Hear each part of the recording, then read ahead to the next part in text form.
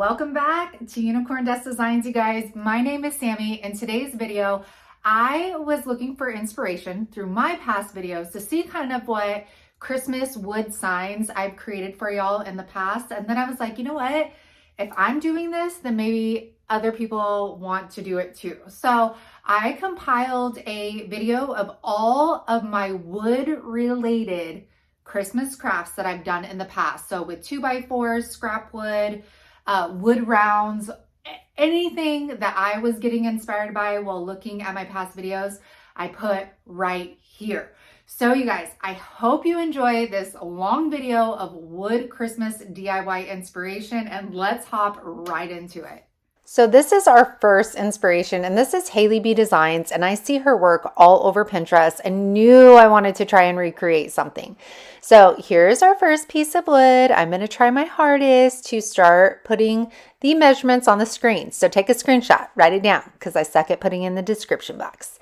All right, so we are taking Truffle by Waverly, and I'm going to paint the front and all of the sides. We will paint the back later once we do our second coat. I am then going to grab a candle. This is just a candle from Dollar Tree. Use any candle you want. And I'm going to start rubbing it on the surface of our wood piece. I like this way of distressing because I feel like it really allows you to have control over where you're distressing and how much you're distressing. So I am not putting a lot of wax. The more wax, the more distress you're going to get. After that, I'm going to paint this in Plaster by Waverly, and you could see now we're going to paint the back of it, then we paint the front of it. I'm going to grab some shipping tape. You could also use duct tape, but that might pull off more than you want. And you're going to lay the shipping tape on top, rub it down, and then you're going to pull it up. Now, anywhere that wax was, your white paint should come up with it because it created a barrier between the two layers. And this gave me just the most perfect amount of distressing that I was looking for. Now I'm going to take these angel wings that I cut from my Cricut. I just used scrapbook paper. I will leave the Google link that I found like these exact wings in the description box. I'm just taking a light coat of Mod Podge and applying it to the back. This scrapbook paper did come from Hobby Lobby. It is a Christmas one. And then after that, we are going to flip this second one around. I'm going to smooth that out. And you guys, I thought, how perfect would this be if you had like a letter from your grandma or your mom?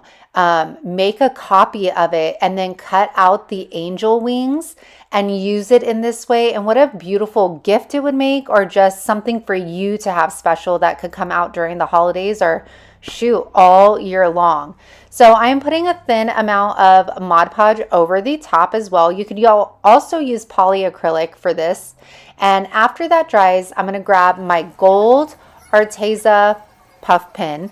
You could even use a different color and just paint it gold, or whatever color combo you would like to do. And you're just going to draw that in, and you can seal it with clear matte by Rust-Oleum.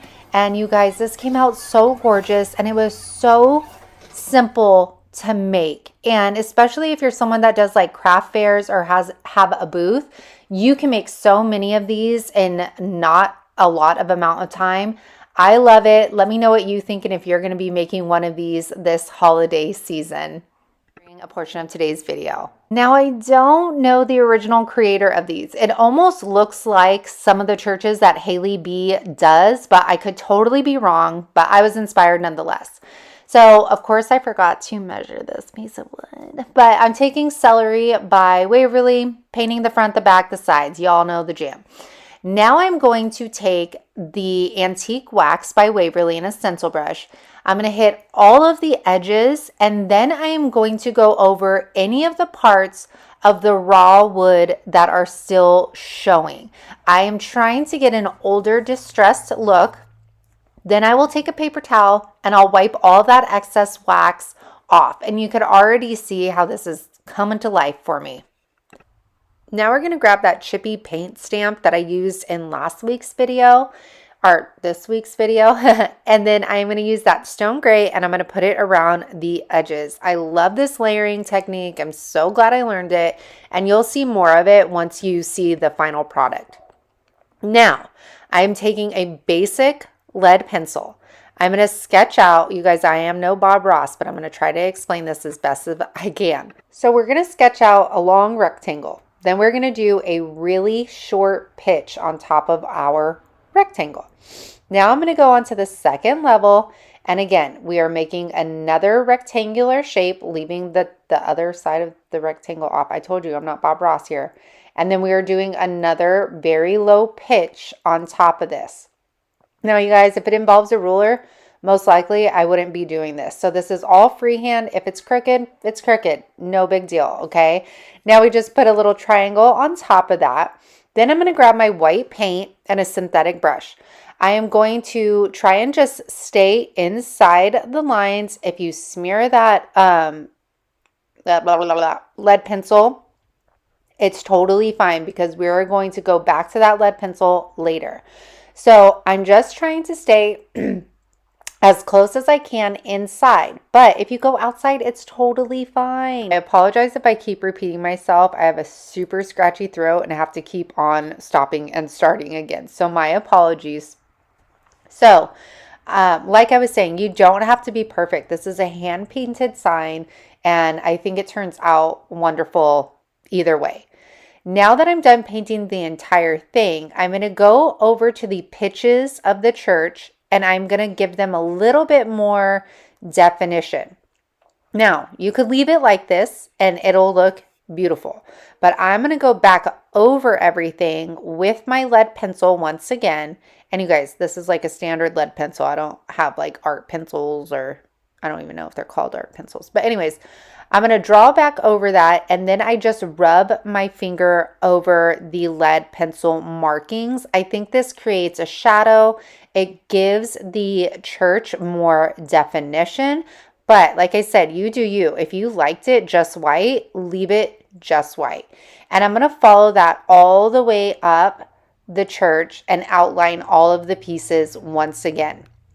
Now we're going to go back to the front and we're going to make another long rectangular shape. And then we'll put a line down the middle for our door. Now you can make this like an arch door. This is just the easiest door that you can probably do. So that's why I went for it. And again, I just smear it with my finger. Now we're going to do a cross at the top, or you could do a window. Do you, okay? Then I drew a little circle just as a guide. I'm going to take the butt end of my paintbrush and that Celery by Waverly, and I am going to dab on this paint color. I'm going to follow that all the way around this circle, trying to cover any of my pencil marks. Then I take Crimson by Waverly and I put a few of those in here just to kind of make it look a little Christmassy. I spray it with some Clear Matte by Rust-Oleum and I'm done. Does this look like absolutely perfect? No, it doesn't. It's definitely crooked, but that's okay. It was done by hand.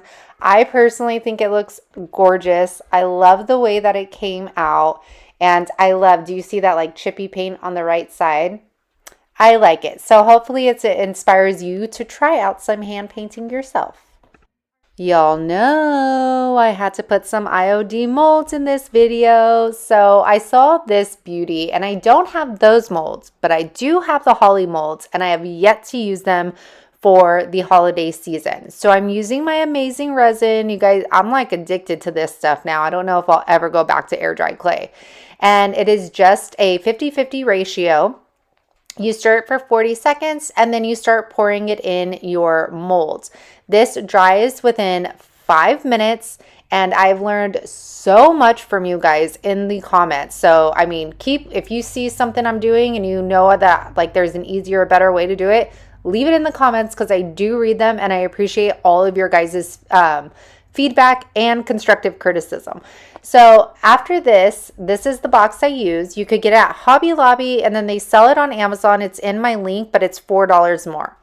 Look at this, you guys. It does turn white, so it does not dry clear, but it dries so fast. And I've learned that from you guys that if you pop them out when they are like almost to the point of like being all the way cured, you can still like bend these and mold them to curved surfaces. So thank you all for that information.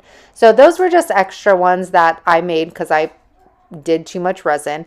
This holly piece is what we are going to use. Oh my gosh, so much detail. And we are going to use this scrap piece of wood.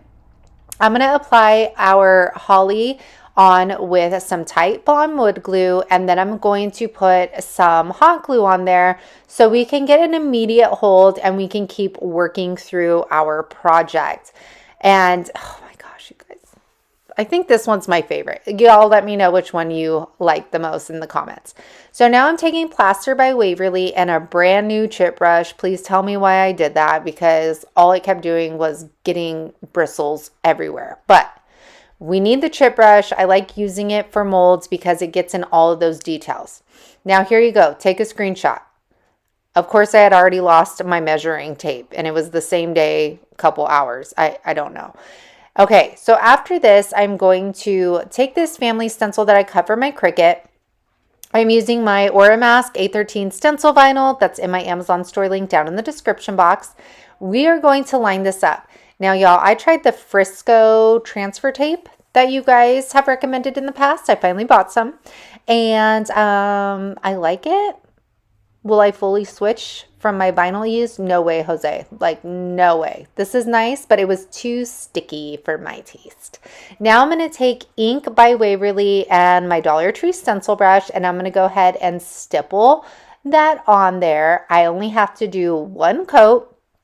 We are going to allow that to dry, and then we will take that off, and let me tell you, not one bleed. Bam. All right, so now we're going to take that clear wax by DIY, and I'm going to put that all over the mold and then all over the sign. Some people have asked if you still have to clear the sign with anything afterwards. No, your wax is your sealer. So after I put the clear wax on everything, you guys know I had to do the dark wax on this mold. So taking a stencil brush from Dollar Tree, I am pouncing that in there. I'm getting it in all of those beautiful details as much as I could. And and now I'm going to take it and put it all over the sign. Now remember, I did the clear wax first, so this is going to make it a lot more movable for us. Now look at this. I take that paper towel, start rubbing all that excess off, and look at that mold come to life. Oh my word, it'll never get old, you guys. It will never get old how stunning these are, especially when you're using like different color waxes and then you see all of those beautiful details pop out at you. Can't get enough of it, and I can't get enough of this gold wax. What would this have been without this gold wax? So I start rubbing it on top of this holly, and oh my gosh, it is just so beautiful. I cannot wait to put this up in the living room this season. And then I go ahead and I just take it, I put it around, and then I just put the lightest coat all over the sign to bring all of the shimmer together. And look at how gorgeous this is. And it goes with all of the decor that like I've made in the past with like the prairie gray, the dark green, the golds. Oh, you are stunning. And you guys know all of my IOD links are down in the description box where I get them. Now on to the, okay. Now we are going to take some sheet music that I got from Google, and I will leave that link in the description box. I crumbled it up. Then I took a hot tea bag, and I'm going to rub that all over my sheet music in a cookie pan. I preferred this method over coffee because I felt like it used a lot less liquid, and I liked how the color came out as well. So after I'm done doing that, I'm going to take a paper towel. I'm going to dab off, yep, cheers, might as well drink that tea. I'm going to dab that excess liquid off. Then I'm going to set my stove to 195 and put it in for 6 minutes. But you do you. Practice caution when doing this. Everybody's stove is different. You could also use a heat gun or let it air dry. The choice is yours, but this does speed up the process. Now that we're done with that, here is the measurement for this sign. This was a random scrap piece of wood, so this measurement's all over the place. Now we're going to paint the entire thing with ink by Waverly, the front, the back, the sides. If you guys hear the baby crying, I apologize, but we have a whole family that's not feeling well this week, so it is what it is. I'm now taking antique wax by Waverly as well, and I didn't like how bright the raw wood looked under the black, and like it just didn't, it wasn't, nah. So I took the wax and put that there so it darkened everything up. Now I'm tearing the edges off of this sheet music. You could also do this step while it's wet, but I found it was just as easy dry. Now I'm going to take some Mod Podge, and you're going to do a pretty healthy coat on the back. You want to make sure none of those edges come up on you. And then I'm going to smooth it out, but I'm loving all of the wrinkles. So I'm not trying to entirely like smooth it out. I want to keep the old look here. Now I got Mod Podge happy, you guys. I put way too much Mod Podge on here. And this is why I prefer, if I can, use polyacrylic. Because if you put too much Mod Podge on, it dries white, and that's exactly what happened. You'll notice in the top right and like the left, it looks white. So I grabbed a sanding block and I sanded those edges, and then I sanded over the sheet music, and it gave it an even better distressed look. So everything happens for a reason, right? Now I'm going to take this decal. I've actually had this in my cabinet forever, and I was like, well, I'm not going to throw it away. I'm going to make this work. So taking that Frisco transfer tape once again, I am moving this over, and I see how I was like trying to move it. It was already stuck. So that's what it's good transfer tape, but I don't like that, like there's no leeway with it. And with my Transfer Ease one that I always use, that cloudy looking one, you can like pick up the image and like reposition it a couple times. So I'll stick with that one, but this one is good and it's kind of inexpensive. Now I'm taking that Holy Night, putting that on there, and then we are done, you guys. And this turned out so beautiful. It's an easy way to bring some holiday spirit into your home, and you can do this with all different things. If your family has sheet music that they've used in the past, or music that somebody's written for you, I think it's a great way to put it on display. I hope you guys enjoyed this video. Thank you for spending your time with me. So hopping right into this, we're going to take some IOD molds. Some of these are from last year and then some are from this year. I'm using my cornstarch to put inside my mold so that my clay does not stick and easily comes out. I've done several videos using these. I will attach some of them in the description box because I'm not going to go too into detail on this. So after that, I'm going to grab my paper clay. And I want to tell you guys, I've tried the air dry clay from IOD, and now I've tried this one, which is a paper clay. And after opening this paper clay and storing it, I will say that it stores a lot better than the air dry clay. Like, this stuff feels just like the first time that I opened the bag, versus my air dry clay, which I have tried several different things to keep it like nice and like moldable. And it always gets super stiff and I have to wet it and rework it. This stuff, completely different. However, I will say the paper clay is very like sticky. You can see it sticking all over my hands. So wanted to put that out there if you were thinking about trying, different options. They both have their pros and cons. I will also say that the paper clay is a little flexible after it dries, which is a bonus. So now that, I'm like, am I making more? Yeah, I'm rolling more here, okay? I didn't know what I was going to use. I have been inspired by I think it's called Provincial Farmhouse. I'll link her YouTube down below. She does a lot of layering with her molds, and I thought to myself, like, man, I haven't been doing enough with these. Like, so many possibilities. So that's why I made like quite a few. Right now, I'm taking them out of the silicone mold while they are still wet and flexible.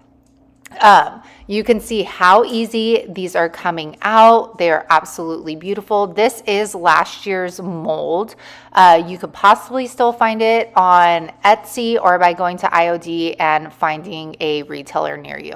All right, so you can see right here, I'm using fencing that I had left over from making pumpkins, and I am trying my hand at layering the molds.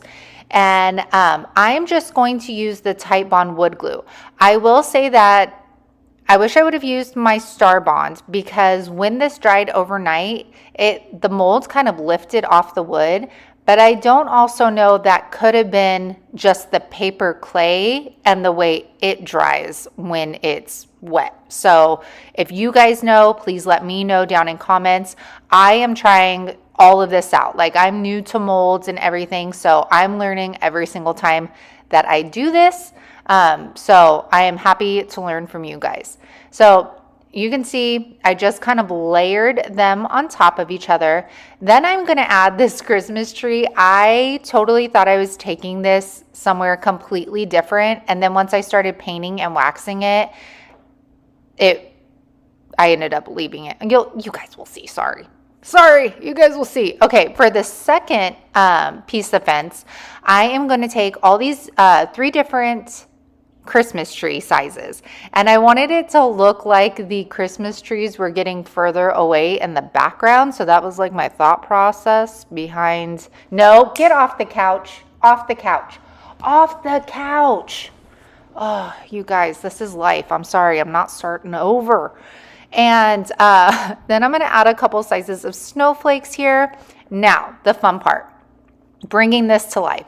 I am taking just White by Waverly, and I am using a chip brush. I love using a chip brush when I use molds, because the bristles on these brushes just get in all of those nooks and crannies and details on these pieces. So I'm going to do the front, and then I make sure to get the sides. I'm also going to paint the one on the left white as well.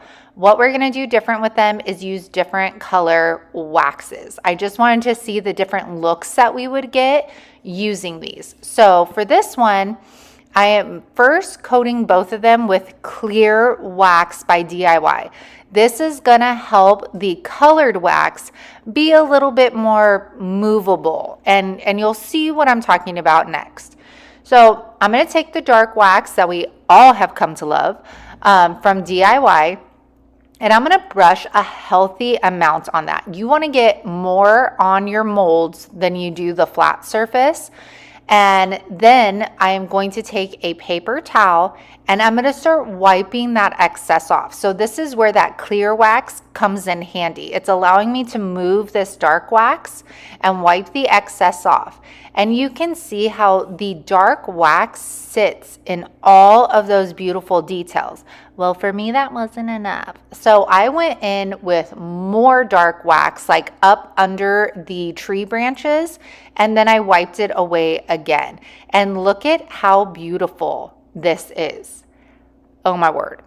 Now with this one, we are using a gray wax. My girl sent this to me from Canada, so I don't know where you can find it. I will try and remember to leave the name of it if you do live in Canada. So I am brushing this one on, and then again, we are going to use the paper towel, wipe that excess off. Now I'm going to take these little baby eye hooks. The wood was soft enough just to push these on in. I string some twine through them, and that is it for these. These are absolutely gorgeous. The details in them, the texture from the wood is gorgeous. There's just like a story to them. I don't know. They look beautiful, whimsical, vintage. These will probably be on my website for purchase. I haven't decided if I could let go of them or not. All right.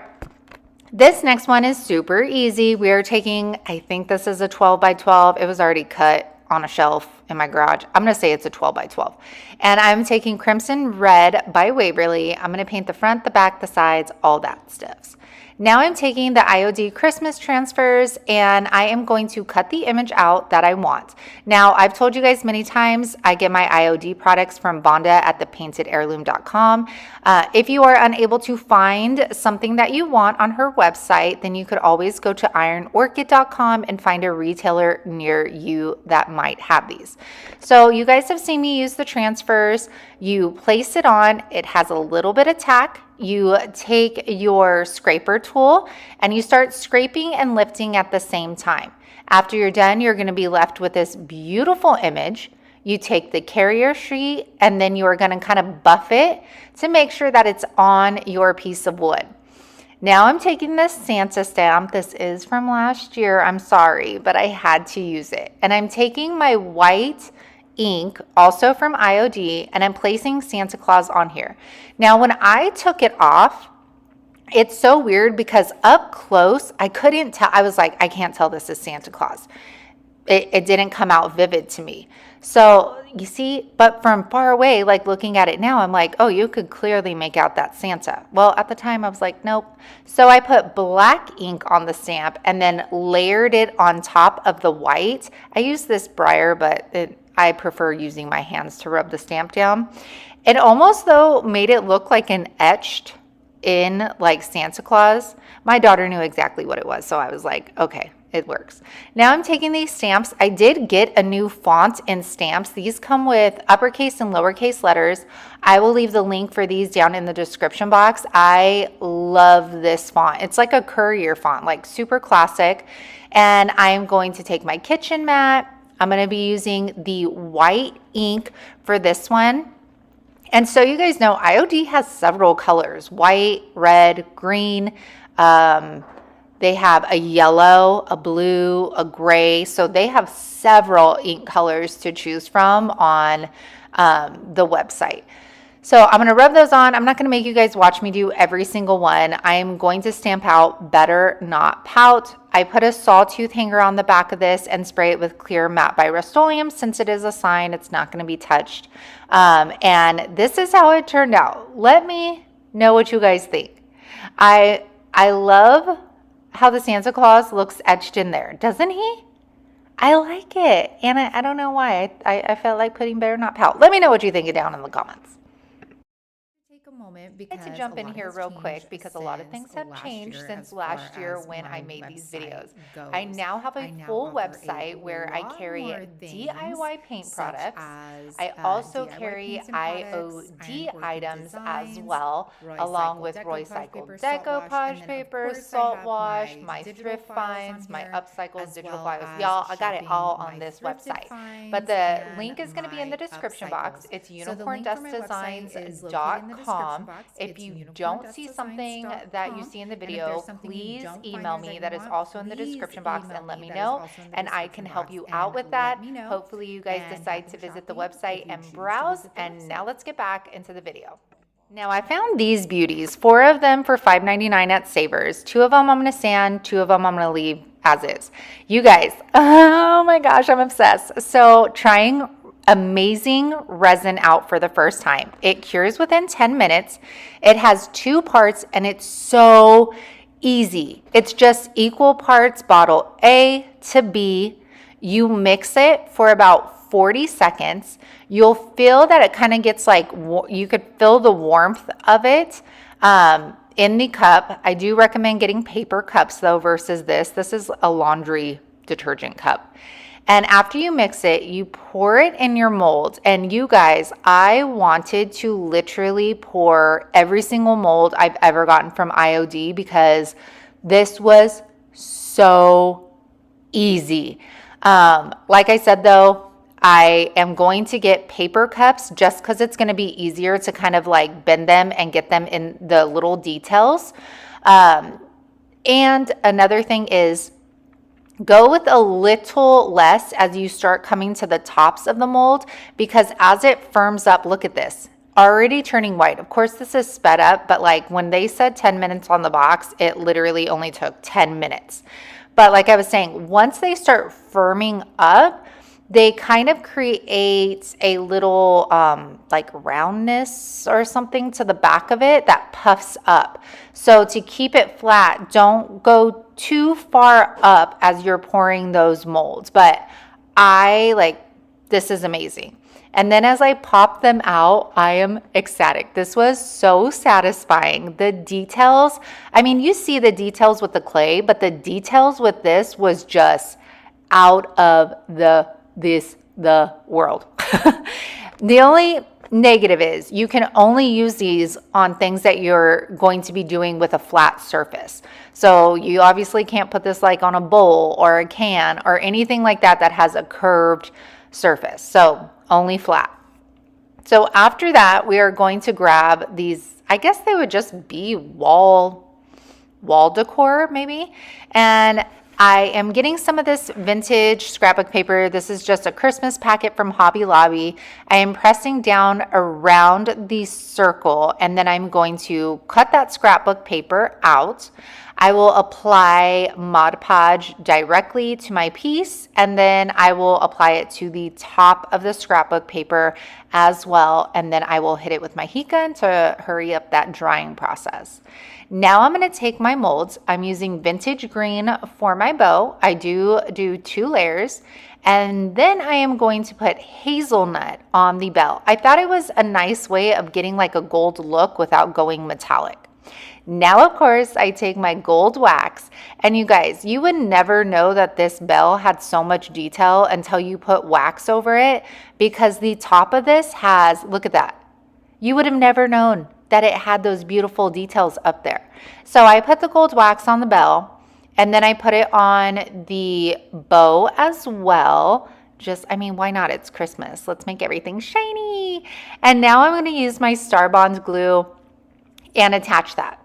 I will say, I hope that this holds up, because the bow really only had that little top notch of the bell to hold on to. This layering would have probably done better wet, but we'll see how it goes. I'm going to do the same thing with the paper for this next one, except I used a craft knife and it was way easier to do it that way. Mod Podge, and for this one, we are going to use this beautiful snowflake. This is out of their new mold. I'm going to use Cashew by Waverly, and then we are going to go back in with that dark wax.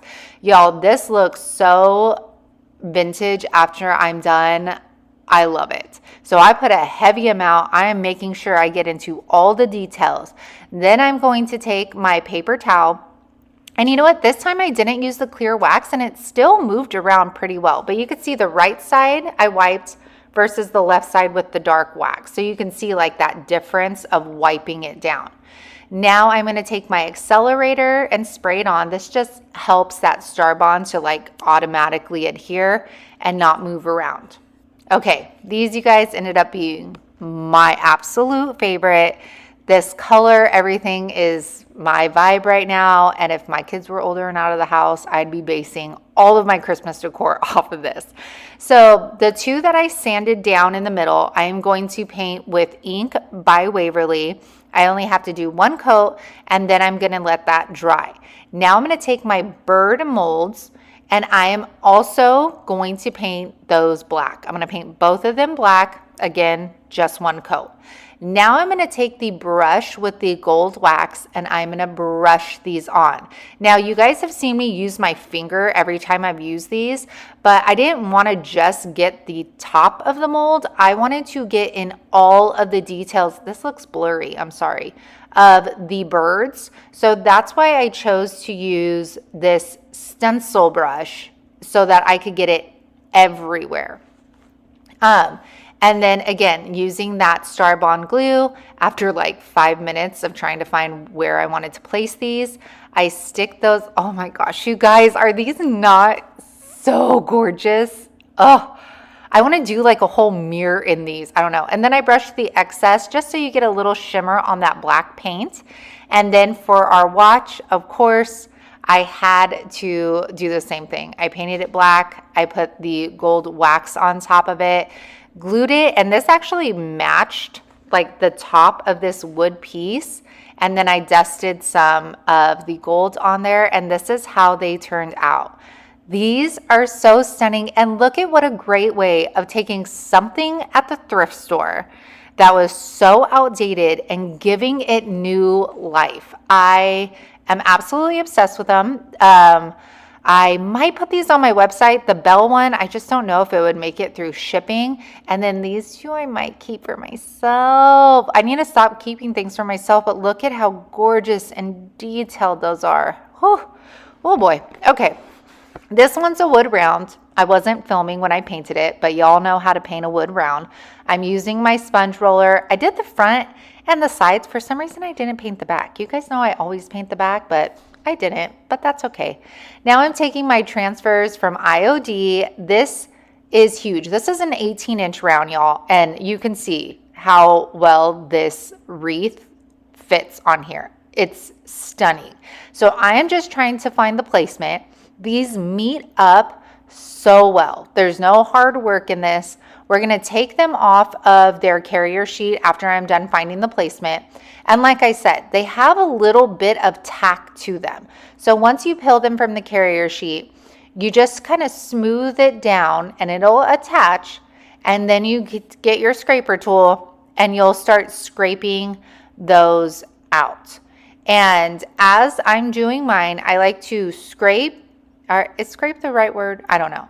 And I like to lift as I go, because that way I know if something isn't attached to my wood, that I could just put that carrier sheet back down and rub a little harder, and then it'll transfer on to my piece. I also want to note that I did not put any clear coat on this like I've done before.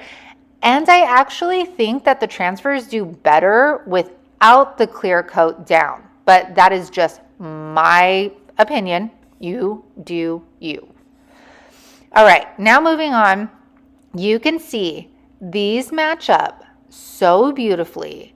I mean, these sisters, they have thought of everything. They are so talented. You guys, you need to go check out the website and see everything. It's gorgeous. Then taking this beautiful cardinal, I'm going to apply that right there. And then this is where I'm like, okay, it needs something in the middle, but I didn't want to go like crazy big with text because I wanted the focus to be the cardinal. So I decided to take this Merry Christmas. It is from last year's transfer book. But then I was like, oh, is this too small? Does it look like an afterthought? I put a couple like other pieces by it just to make it look a little bit more like full, I guess you can say. But let me know what you think. I just didn't want to overcrowd it. But then I kind of think maybe it looks like an afterthought. I don't know. Let me know what you think. Then I'm taking my Spar urethane water base. I'm going to give it 2 coats on the front and the back. I decided to use Spar urethane because I'm like, I don't know if somebody that buys this is going to want to use it on the front door or if it'll be inside. So better safe than sorry. I use Spar urethane. So this one will be available on my website, and I promise you guys the shipping costs have nothing to do with me. I make no profit off of it. That is what UPS is charging us. Okay. Okay. All right. And this is how, and I'm sorry, I also didn't film it, but I applied D hooks to the back just like I do with all my other wood rounds so that you can hang it on a door, a wall, whatever you would like. And I think this turned out beautiful. I only did 1 coat of that white chalk paint because I still wanted to see the wood grain. There are spots where like a little bit like right there under the Christmas wood showing through. Okay, so here we are. These are the Hobby Lobby wood rounds. They are plywood and they come 3 in a pack for $12.99. Now y'all do the math. 3 divided by $12.99, but not even $12.99. When they are 50% off, that is only $6.50 for 3 wood rounds. And look at, these are actually pretty thick. I was surprised. I thought they were going to be more like the Dollar Tree wood rounds, but I knew I needed to try these out for y'all that cannot find the 1-inch ones in your hardware store. So we're going to try them out a couple different ways here. So my first way, we are going to just put paint directly on here. I'm using my sponge roller and I'm using linen white chalk paint by Rust-Oleum. I'm going to hit the front, the back, and the sides of this. Now I will say, make sure when you're doing this that you check which, there's a smooth side and there's a rough side. Make sure you're working on that smooth side. Now I am taking the stencil that I made. I will have these SVG files available for purchase on my website, linked in the description box, and a couple of these available for free for my members. So I sized this to fit perfectly on this wood round. These rounds are 14.02 by 14.02. Now I'm going to tape it off, and silly me decided to get my stencil brush and stencil all of this. Why, you ask? I do not know. I should have got my sponge roller and did it that way, because this took a lengthy amount of time when I could have just rolled it on and been good. So after I'm done with that, I'm going to go ahead and I'm going to take this is Aura Mask 813 stencil vinyl. Most of the stuff I use on my wood rounds you can find in my Amazon store, link in the description box. Okay, we're going to dry that down. Now I'm going to take my second stencil and I'm going to take Vintage Green by Folk Art, and I'm going to stencil that on. This was a smaller section, so I didn't mind using the stencil brush. And we're going to let that dry. I do 2 coats of this one, but I wanted to see how the different like paint versus stain versus sanding worked with these wood rounds. So hopefully I could give you a lot of information. I will say I would definitely use these again. So after that is done, I'm going to go ahead and peel that off. Now I'm going to take this out to my garage. I'm going to spray it with Clear Matte by Rust-Oleum. You just need a light coat, dries super fast, and this is going to help from your paints smearing together. Because then after we're done with that, we are going to clear it with Spar Urethane water-based satin. And there is a difference between using a Spar Urethane. Spar Urethane is meant for outdoor use. It's going to help protect your piece against UV rays. It's going to help against the humidity, water, all of that stuff. So if this is going to go outside, that is why you want to use Spar Urethane. Polyacrylic is meant for indoor use. So keep that in mind when you're clearing your pieces. Now, I have always used a chip brush to clear my pieces. You can use a sponge roller as well, because since this is water-based, it is just going to wash right out of whatever you use to apply it. Again, I've just always used chip brushes, so, you know, don't fix nothing that ain't broken kind of thing for me. So I'm going to do 2 coats to the front and 2 coats to the back. I'm going to do this with all of our signs today, and I'm not going to make you watch me do that multiple times. So just putting it out there for you guys. So you can see none of my colors are bleeding together. They still look crisp and perfect. Now I'm going to flip this around. I used 1/4 of an inch staples, and they did great. They did not go through the wood round. And like I said, these are so light, you guys. These are not like the heavy duty 1-inch rounds from Home Depot. These are very lightweight. These will be great if you like to ship your wood rounds, or even just send some to family members, and easy to like pack if you do craft fairs and things like that. So awesome. So I'm going to staple these on. And then we're going to work on our bow. So I'm taking this little wood Christmas piece. This is the like wood stickers from Dollar Tree. I'm going to give that 2 coats with the Vintage Green. Then I'm going to take the tail end of this paintbrush and I'm just going to put some red dots on our tree and then clear it. Now I'm going to take what I call my cheer bow. It's a very basic bow. I've done it quite a few times on my channel. And I'm going to stick that little tree right in the center. I wanted to put a bow on this, but I didn't want it to take over the piece because the fun part about this wood round is the whole cheetah Christmas tree vibe. So I'm going to staple that bow on, and then we're going to add one more element, which you guys have seen me do before. I'm going to take some twine and I'm going to take my smaller beads. I'm going to twine 8 beads on this, tying both ends off at a knot. Now make sure your twine is a little bit longer because we want a space in the middle. So you can see I put 4 on each side. There is a space right in the middle. That didn't work. You couldn't see that. So I'm just going to tuck this up under the Christmas tree. So I put some hot glue in there. I get my silicone spatula. I push that up underneath the Christmas tree, and then it's just a cute little accessory.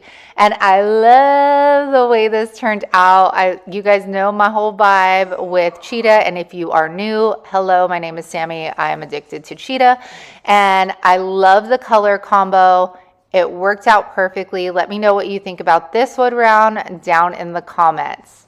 Now, this one. Oh, I wanted to show you guys, that is a good way of saving your sponge roller if you know you're going to be working on more projects and you don't want to rinse it out. It lasts for a long time. So this one we're going to stain. So I'm using True Black by Minwax. I'm using my microfiber cloth, and I'm going to stain the front, the back, and the sides. I will say it absorbed the stain very well. I did apply my heat gun to it, and it did actually dry a lot faster than the 1-inch rounds do. And I think that's because it kind of like sucked up that wood stain. So after I'm done with that, remember to make sure there is a smooth side and there's a rougher side. The baby's in her jumper, so if you hear her, that's what's going on. All right, now I made this using my Cricut. Again, SVG's files are available on the website. And what I'm going to do here is I am going to line this up using my measuring mat. And this is how I'm going to space out where my Merry Christmas is going to go. So you can see I'm just holding, I don't have the tape down on the stencil. I'm just holding it above. And I'm figuring out how thick of a line I need to make to fit that Merry Christmas. Now, usually I would paint it first and then design around that, but I had already made this and it's super easy to do. Hi, Nug. So again, you could see I'm using the lines of my measuring mat. Usually with the bigger rounds, they're glued panels of wood, so there are already straight lines there for you. These, obviously, there's no lines. So I had to think of a way to get straight lines, and I used my measuring mat. Turned out absolutely perfect. Now I'm taking Crimson Red by Waverly, and we are going to give this 2 coats, and then we're going to move on to our next step. I did try a new painter's tape. I think this is just the Duck, is it Duck Command brand or Duck brand? And it actually worked pretty well, and it's less expensive than the automotive tape that I usually use. So a great alternative. And I think I just got this at like Home Depot or something. And look, you guys, this is literally 2.5 days later, and my sponge is still wet and ready to rock and roll. Okay, break time. Okay, we switched over to the play mat, so let's see how long this lasts. All right, now I'm gonna lay my stencil. And you guys, when I'm saying stencil, this is stencil vinyl. This is not a reusable stencil. If you wanted a reusable stencil, you need to use like a folder divider or the Mylar film, which I still need to add to my Amazon store. You guys, I'm sorry. I'm so bad at this stuff. All right, so after I'm done, what we're testing out here is I wanted to see if the stencil vinyl was going to splinter the wood, because that's something common that happens with plywood rounds, and that's why I don't usually use them. So I did 2 coats of white linen over this, and then I start peeling my stencil vinyl off. Now I will say, just move with the grain of the plywood, and you should not have any splintering. I did not have 1 splinter on this one. I will say right here, I feel like I haven't used white in a long time on a wood round. You are gonna see a bunch of flaking happen with white chalk paint. You do not want to leave that on your board. You can see I have a chippy brush that I'm using to brush away that excess, because if you accidentally rub your finger on that, it's going to be like smeared paint, and you do not want that happening. Even on the bottom of it, like if you have flakes on the bottom, set your wood round on top, it's going to smear like paint, and then it's not going to be pretty. Now, our bow here, I did 3 loops. I cut 2 slits on each side, tied it together. Y'all, I don't like this bow. I don't, you know, when you know how to do something and then you start thinking way too hard about it, and then it comes out not what you're capable of. That was this. So I end up just doing 2 of the black and white ribbon and then the gold in the middle. I do not like this. I don't know if it was like the texture of like the ribbon, or I was just overthinking it, but it's not my favorite bow I've ever done. So let me know what you guys think about the bow. I do like its simplicity, but it just looks like an afterthought maybe. Is that what I'm thinking? I don't know.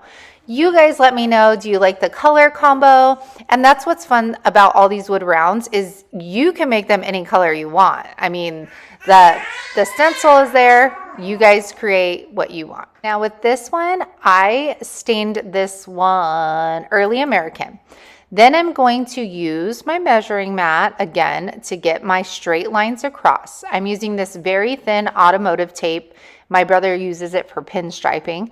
And I am going to put that every 2 inches. What we're going to do here is create a faux like shiplap look without using a pencil or a marker. So I'm going to carry that all the way up to our sign. And you can space these out however you want. I just thought the 2-inch looked good on this. So after we're done with that, I'm going to grab crimson red once again, and I am going to paint that on top. I end up just doing 1 coat because I don't mind seeing a little bit of the wood coming through on this. And then what do?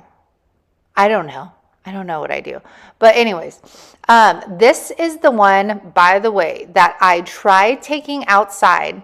I sanded with a 220 grit sandpaper, and all it did was make the splintering 10 times worse. So do not sand these wood rounds at all. Now I'm going to take that tape off. You can see how beautiful this looks. That wood popping through those slats. I love it. Now I'm going to take It's Merry AF in here. This ended up being my husband's favorite one. Surprise, surprise. And I'm going to smooth that down, and then we are going to take our transfer tape off. I'm using Transfer Ease vinyl tape. And let me tell you, this is by far my most favorite transfer tape that I have ever used. It is like the perfect combination of sticky but not sticky. The only thing that doesn't work is usually if you have like white vinyl under it, it's kind of hard to see through it. But now I'm going to take that linen white. Woo, this looks like a hot mess, but I was just using what I had to cover it up so I didn't make a mess, even though it looks like a mess. So 2 coats of the white linen, then we're going to take it off. Now this is one that I did splinter, and that is because instead of going towards the left, like the grain, towards the grain of the wood, I go up or like down on the I and the T, and I end up splintering the I. I try and show it to you in this clip, but see it right there? See, you know, and you guys know me with my wood rounds. I want them to be perfect. So I end up just touching that up later. Now I'm going to take the second stencil. I'm going to use black ink. And for this, I'm just using a paintbrush and applying light coats with it. Ended up working out great. I didn't have any bleeds whatsoever. Then for our Christmas lights, I am going to use, I think this is Nautical by Folk Art. And for each color, I'm going to do 2 coats. Then I take Maisie by Waverly. We're going to do Pumpkin by Waverly. And then this green is, I don't know what color. It's like the brighter green from Waverly, starts with an M. I'm not going to even try to pronounce it. And then you guys, again, we clear it, we staple the twine to the back of it, and that's it. I left this one in all its glory. I did not think it needed anything else. This would look good if there was like wood cutouts of the lights up top to kind of pop out. I think that would be super cute, but I don't think it needed anything else here. Now our next one is going to be a porch leaner. So many of you might have seen me already make this. I will attach the video down in the description box. And when I made it, I knew I wanted to put something on the opposite side. I just didn't have the time. So we're going to do that now. I'm going to take the staples out of the back. Super easy to do. I'm just using some pliers. I'm going to take all the twine off. Then I'm going to grab a sanding block and just kind of like scuff over the wood to get any like debris off because it was outside on my porch. And then I'm going to clean that off. Now I'm going to take some painter's tape and I'm going to tape off the edges. So we're creating basically a frame with our painter's tape. It's so easy to do and creates an upscale look without actually having to frame off your sign. So I do that all the way around. I'm using my finger as a guide. And then I'm going to take my white linen chalk paint and we are going to do 2 coats of this. I do dry in between coats on my cool setting using my heat gun. I do have that heat gun in my Amazon store link. Now I'm going to take that tape off. Look at how crisp and beautiful that looks. And as I go around, you'll see the frame start coming together. Now I'm taking, and I got some things to say. So I'm taking this is Arteza transfer tape. Don't like it. I was trying to use the remainder of it, but ain't gonna happen. Then I realized for the Cricut, if you guys remember in the past when I've made porch cleaners, I had my silhouette and I concocted a measuring mat, a 48-inch. You guys, look at how hard this took. Do you see this? I had to pull with so much force to get this transfer tape off. And as I was pulling it off, it was pulling up the permanent vinyl. So I do not recommend buying this Arteza transfer tape. But back to what I was saying. The Cricut 3, if you do not have smart vinyl, you cannot cut more than 24 inches long. So I was trying to use my mat that I had like rigged together for my silhouette and it would not accept it. So you know, if you don't have the smart vinyl, you can't cut more than 24 inches, which I did not know. So the only smart vinyl I had was white. And so that is why I'm using this white as my stencil because I couldn't use my stencil vinyl. Then I taped it off. I used crimson red and I did do 2 coats of this. I do not like the way that this permanent vinyl worked as a stencil.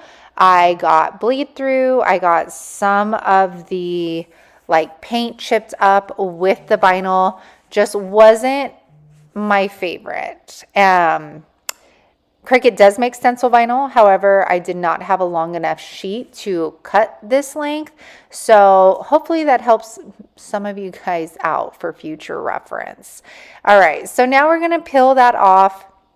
I waited until it was dry. And then right here, I'm like already like, oh no. And this is my sign. So it wasn't like, oh my gosh, horrible, but it probably is a sign I wouldn't have sold just because I was not happy. And it does look rustic. To somebody that doesn't do signs, they probably wouldn't even notice, but for me, I noticed. So now I'm going to take that twine that we took off. I'm stapling it to the side, which I really didn't have to do. I was just trying to find a way to cover up the staples, but we end up putting a bow and greenery on this anyway. So anywhere you put the staple, you're just going to have to put the greenery or the bow around that. Sorry about this awesome view I'm giving you guys. So make sure you wind that up super tight. Now I'm taking some ribbon from Hobby Lobby. I'm creating 3 loops. Once I do the 3 loops, I fold it in half. I'm going to cut a slit on both sides, making sure not to go too far in. After we do that, I grab about 5 more inches of ribbon and I'm going to hot glue a cylinder shape together. This is going to be our middle. I'm then going to take a zip tie, layer those on top of each other, and then I'm going to squeeze that zip tie as hard as I can. And then I fluff it out, which you don't have to do because we're just going to flip it back over and flatten it anyways, but you know, work harder. And then I'm going to hot glue, this is just a hair clip, to the back of this. And I added a Hobby Lobby pick that I think was like $2.50, and it, oh my gosh, you guys, look at how perfect that pick is. Oh my gosh, looks so good. I love the bow, goes with the red. I love the saying, which I don't even think I shared with you. It says all roads lead home. That would be, this saying would be so cute with like red truck ribbon. But I hope you guys enjoyed this video. I hope it inspired you, and I hope I found this little gem while unpacking, and you, maybe some of you have guessed it, we're going to try a paint inlay again, okay? Practice makes perfect. So I gave that 2 coats of paint just to cover up the wording on it. And I am using the exact same image that Erin does for this. And if you have been on my channel, then you know I have tried this quite a few times and have been unsuccessful. So we are trying it again. I'm going to apply a generous amount. I'm not like completely oversaturating the sign, but I am putting a healthy coat because I want to ensure that the paint stays wet when I apply that paint inlay. Now that I've got it there, I'm going to press that paint inlay. Now, one thing that I've learned from Erin is that instead of like cutting as close as she could to the image, she leaves a lot of the paper on, which completely makes sense because then when you peel it, it's all an even coat. Then I spritz that with water enough to see how like the words and everything got vibrant. I spritzed it with enough water to do that. Then I patted it dry. I let it completely dry, and then I spritzed it with some more water. Again, enough to brighten up the image.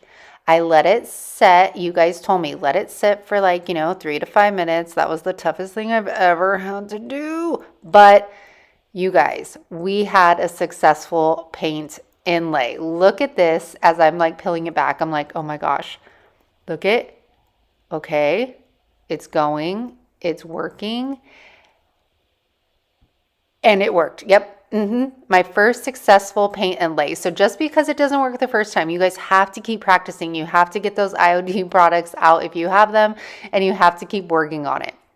Now I'm going to take these stamps, and this is what I love about watching other creators, you guys, because with this stamp, I would have never thought to do this around the frame of a sign with these stamps.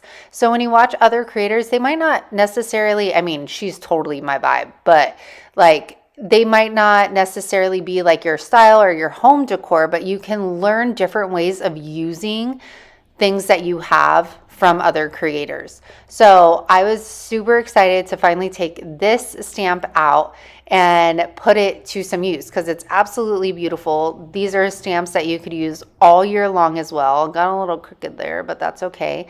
This ink pad is actually Tomato, also by IOD Products. All of my IOD links are down in the description box. I get mine from thepaintedheirloom.com, and she offers 10% off for first-time customers, and that code is down there as well.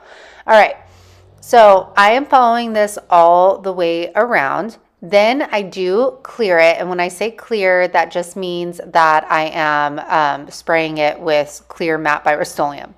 And then I just wanted to show you guys, I wanted to see how much paint was still on these because they say that you could use them 2 times. So I just got an old book and did the same steps I did with my sign on the book. This was after it dried. I spritzed it with some water. I just wanted to show you guys this just because. And then as I peel it back, you guys, there's actually a lot of colors. They look a little bit more faded, but look at that. The whole image showed up. So don't throw them away. And this is how cute this turned out. Erin, thank you so much for this inspiration. You guys check her out. Her link is down in the description box, and you'll not only love her accent, but seriously, her DIYs are just fabulous, and she gets so detailed and intricate with her IOD molds. It's something crazy to watch. So definitely check her out, and I hope you love this one as much as I did. Connie from The Painted Photographer, I've talked about her once before, and she does a lot of like thrift flips. She does a lot of painting with DIY paint, and she does a lot of painting techniques, which I love. She is somebody that is like waste not, want not. She uses every single like piece of her paint in different ways. And this is the video I was inspired by. So definitely head to her channel and check it out among her other videos as well.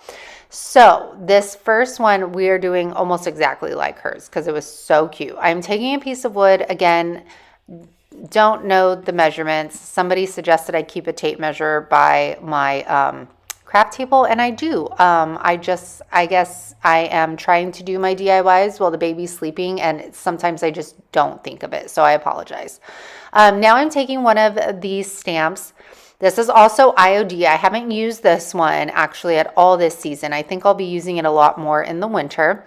And just to show you, the IOD stamps come completely empty, and then you get the bottle of the ink and you fill your own pads. And it's nice because there is still a ton left in the bottle after you fill your initial pad. This is tomato once again. So after I painted that scrap piece of wood with Cashew by Waverly, I'm taking this beautiful stamp with tomato, and I'm going to stamp that right onto my piece of wood. And oh my gosh, the details in these stamps always blow my mind. I will probably always say that and repeat myself, but like I'm always blown away when I use one for the first time and just see the details in here. So I'm lining that up the best that I can, pressing that down with my finger while I'm holding it with the other hand.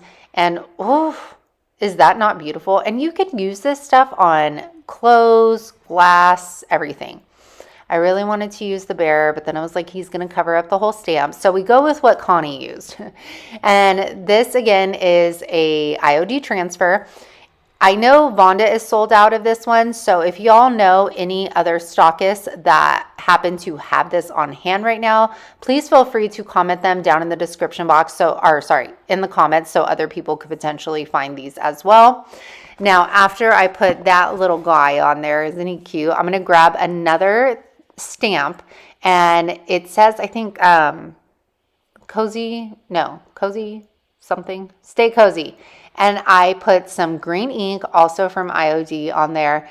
And you guys, look at how stinking cute this dang thing turned out. And I just wipe my stamps off with a baby wipe if I'm using actual ink. And this is how it turned out. I love the way the layering worked together on this. Again, Connie is fabulous at using IOD, painting, the layering of products. I love how this turned out. I'm definitely keeping it for myself. And are you guys ready for this one? So this is also inspired by Connie.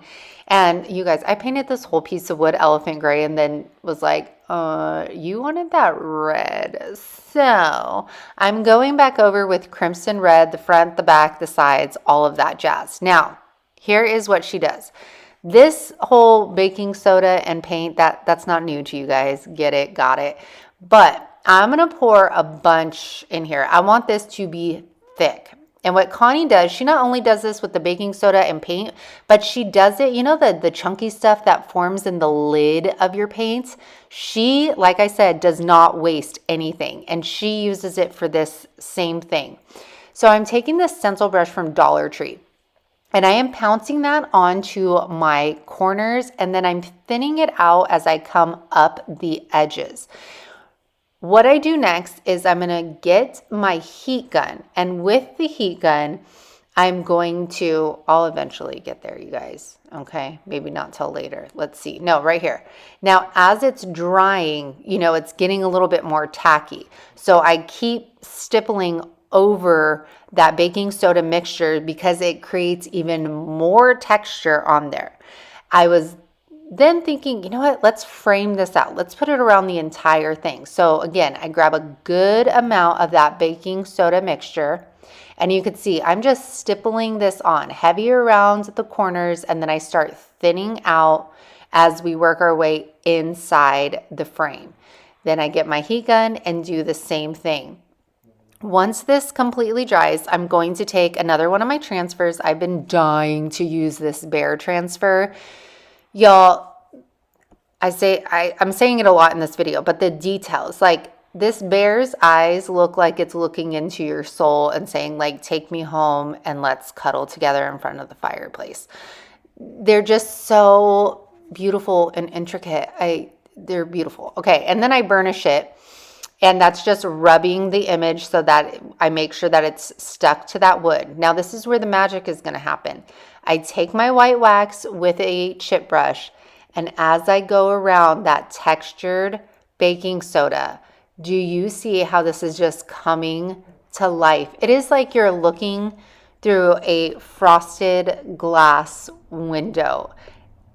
I am stoked about this, and this is something that I will definitely, this technique, use in the future. I think it's a great way to add texture to a piece, frame out a piece, and you could use, you know, the dark wax, white wax, gray wax. It does not matter. You could dry brush on top of this. It is stunning, and I can't wait to try her trick with the, you know, the crusty paint in the lid. But look at how cute. My camera makes it look a lot brighter, but this is probably one of my favorite pieces. And do you see all of that? See that texture? And then that bear.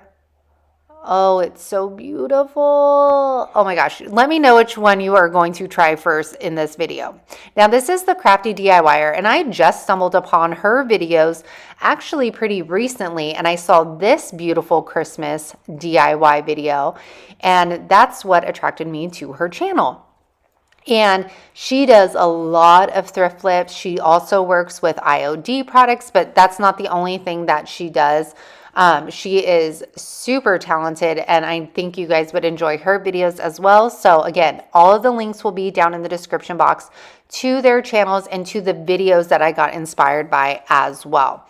Now, I am going to start with this very old piece of wood, and I am going to get my elephant gray, and I'm going to paint the front, the backs, and the sides.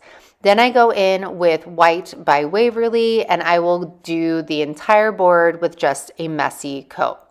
Now we are going to get another transfer out.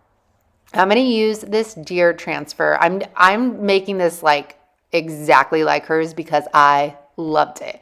And I am going to use my little scraper tool that comes with the IOD transfers, and I am going to scrape as I pull up on that image, leaving this beautiful deer. Is it a deer or a buck? Anywho, now I'm going to take this stamps. These stamps come in a set of 4. Oh, the baby just woke up, you guys. And this one almost looks like a scratched surface, and I'm using the stone gray for this, and I'm going to put it all around our deer / buck. You guys tell me. Now, after I'm done with that one, she goes in. Do you see the one right here on the right? This actually makes it look like crackled paint. So I use that around the edges of this sign, and I was like, you know what? This is missing something. I felt like hers had more like of a detail to it, and then I realized it's these little transfers. They almost look like scrolls with like vines on them. And it just adds that right amount of detail that it needs. And again, it's just things that I wouldn't think to like add to this sign, or like how she layered all of these different elements together. And it just opens your eyes to the creativity that like you can do with other projects on your own. So I love the way this turned out. I think a lot of these pieces I'm keeping for myself around my home. Maybe I'll even gift them to my neighbors. I don't really know their style. Maybe I'll have to go creep at their house, like invite myself over or something. Or maybe I shouldn't, because that'd be weird. All right, the next one is just this easy little thrift flip. Actually, a subscriber sent me this a long time ago. And she knew I would DIY it, I promise. So I'm going to paint it with the elephant gray all over. And then I am going to let this dry up. And then we'll also paint over it with white by Waverly. Now I'm taking some more transfers and I am playing around with the placement of my branches. This is one that she did. I'm following pretty closely to hers, but of course I get a little extra and then I have to try and like fix it. But anywho, I'm going to do as I did with the other transfers, just scrape them on.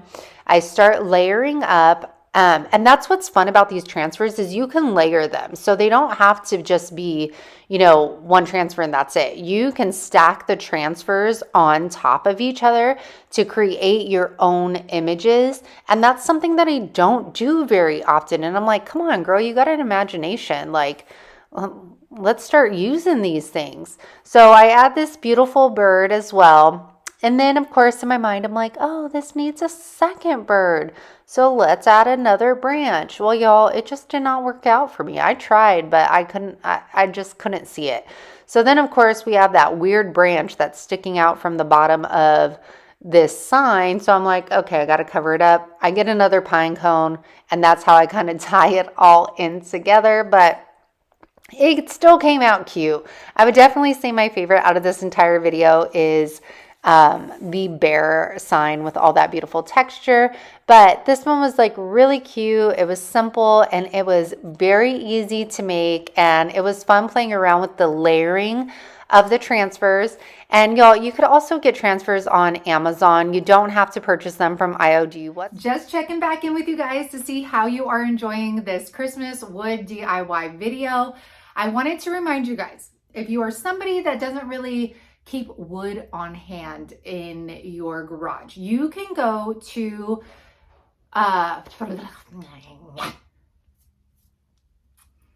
hey you guys, just checking back in, see how you're enjoying this video. If you are feeling inspired, please drop a Christmas tree down in the comments, or a pile of wood. There's that emoji too. But drop me an emoji down in the comments if you are still here and you are getting inspired by this video.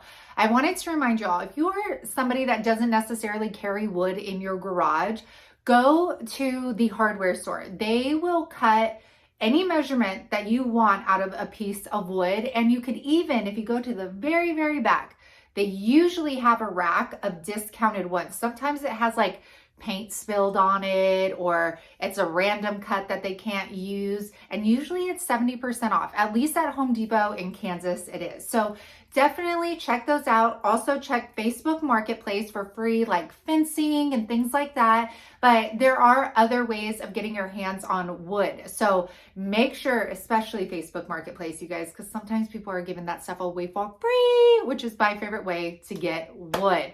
I hope you guys are feeling uber inspired by this video. I will leave all the links to my paints, any of the stamps I have down in the description box. I do now sell DIY paints, IOD, decoupage paper, and I always resell thrifted items and my upcycles as well. So you guys, like, comment, and subscribe. Forgetting what I was saying. All right, you guys, let's go ahead and get back into the video. For this project, we're going to need 3 2x4s in 3 different sizes. And I promise this time I will leave all measurements in the description box. I'm so bad about that, but I will.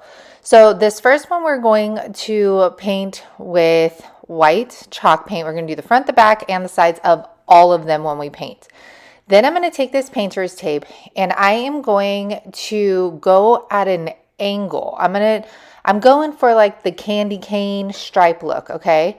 So you could see as I'm going around, it's not really giving me that many stripes. So I'm going to take that roll and I'm just going to start at another point. So you'll see right here in the middle, we're going to do another one. Now I'm not painting the back, so that's why I'm not fully wrapping it. Then I'm going to put a piece of tape on the ends of each side as well, just to get more stripes in there, because I didn't think 3 was enough. So once that is held down very well, then we are going to take Imperial yeah, Imperial Red by Folk Art, which is an acrylic paint. Now, I have only been able to find this at Hobby Lobby. I can never find it at my Walmart. So that's where I get this one. It's the perfect Christmas red and it is matte. So I am just taking my synthetic brush. These are Folk Art brushes I get at Walmart. And I am going to paint the front, the sides, and then I do paint the back. Maybe I don't. No, I didn't do the back. And then I am going to take that painter's tape off, and it only bled where like the wood was super rough. But other than that, I got some pretty clean lines out of this. And you can see how it gives us our candy cane striping. Now I'm going to take this wood disc. I get these at Walmart. We're going to take our chalkboard paint from Dollar Tree. And I will say that using a synthetic brush is your best option. Sponge rollers or regular like chippy brushes leave texture on these. So I highly recommend using synthetic brush when dealing with the chalkboard paint. Now I'm going to do 2 coats. The first coat kind of absorbs into the wood, and then the second coat is going to go on top, and then that's what's going to be like our final product. So you could see, oh, and let it cool down before applying that second coat. Now I am just, this is such a crooked angle.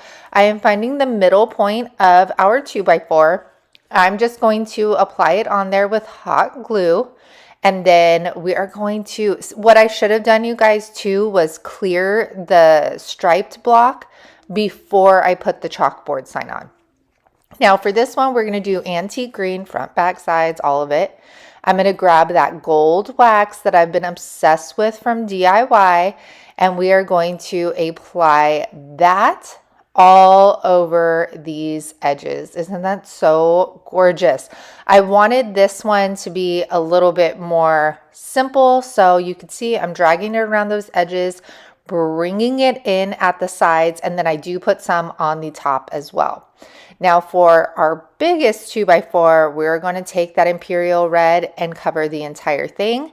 Then I get the end of a paintbrush and I'm going to do very small polka dots. Now I could have used a dauber or something like that, but I wanted them to be very small, very subtle dots. That way the text that we put on here is what stands out the most.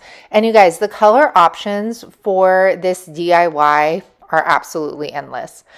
So now I'm taking the words that I cut from my Cricut, and let me tell you, this Christmas, I love how it's cursive, but it's bold. A lot of the Christmas fonts, cursive fonts are like really thin. I love that this one stands out so much. And then we'll put Days Until on our green one. Very beautiful. And then we need to season that little chalkboard. So you take a piece of chalk and you just rub it over, and then you're going to wipe it off with a paper towel, and this way your chalkboard does not stain. And look at how cute these turned out.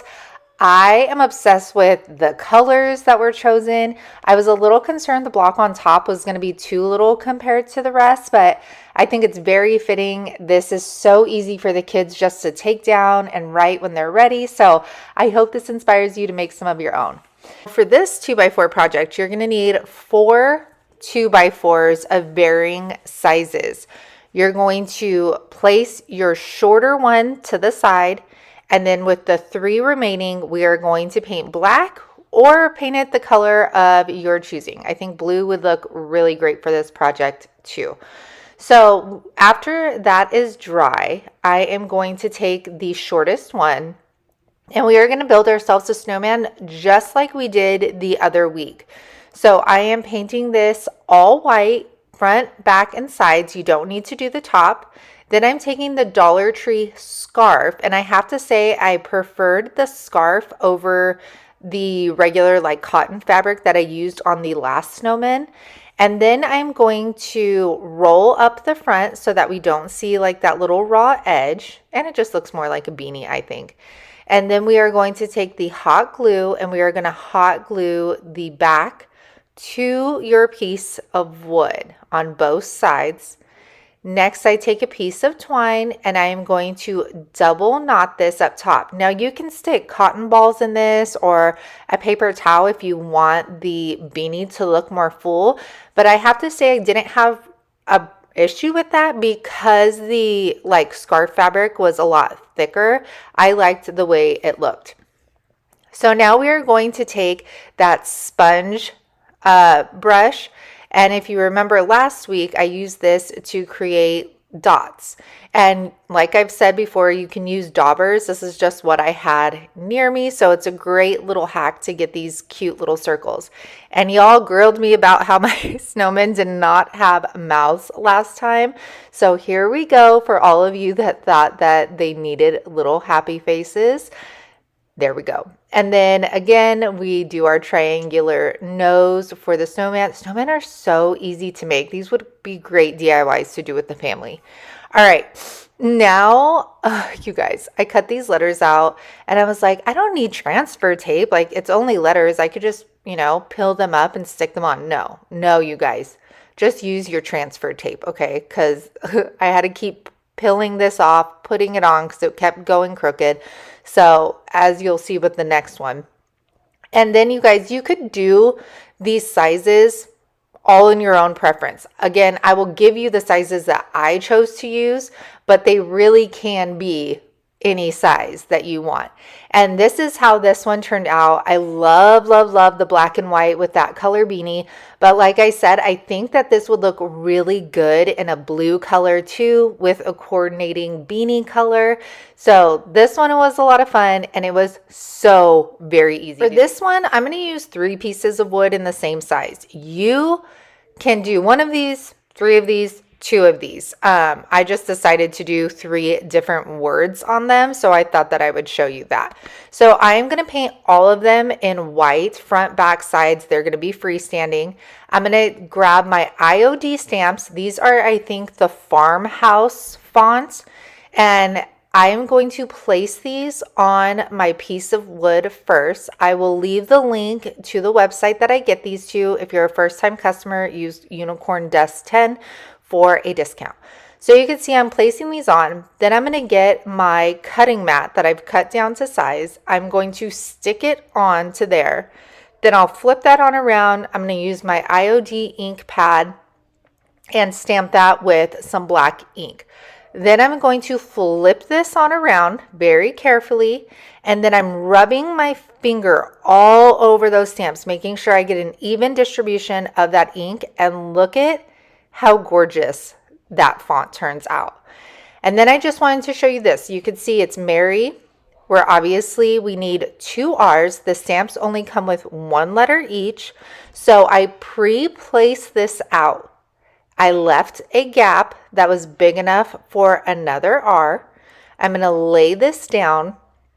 And again, rubbing with your finger. Now, if you lift your stamps up and realize, the ink didn't get somewhere, which you'll see right here on the R, I just carefully laid that back down and pressed it a little bit more, and I didn't get any shadowing or anything.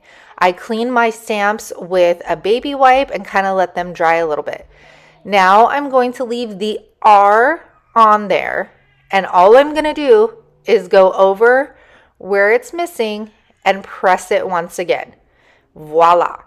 Now I'm going to take some ribbon. I got this at Hobby Lobby for 50% off. It is in their Christmas section. And I'm going to wrap it around the 2x4 and glue it to the back. Now I wanted to do the ribbon after the font because I wasn't sure how much room this font was going to take on the piece of wood. And this gave me the capability if I wanted to go down in size on the ribbon. Now I'm going to take these picks. You guys, these are from Dollar Tree. They're 6 for $1.25.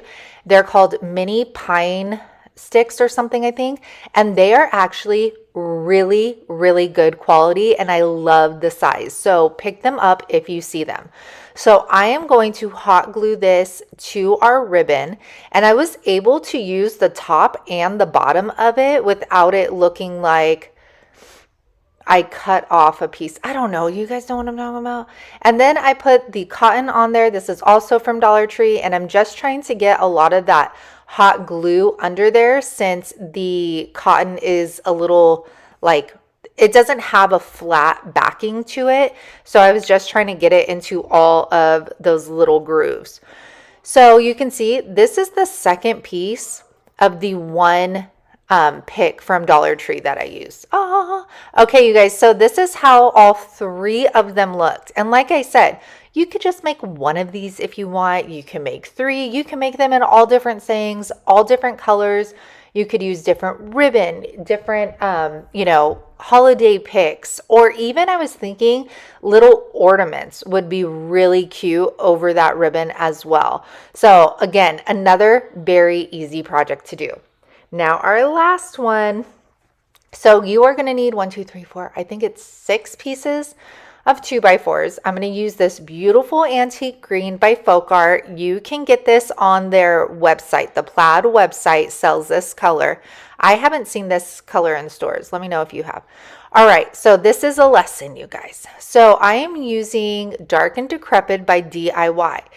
It says that it is a top coat, a decoupage medium. Well, when I was thinking of using it, you can see I'm putting it over like where the raw wood is showing.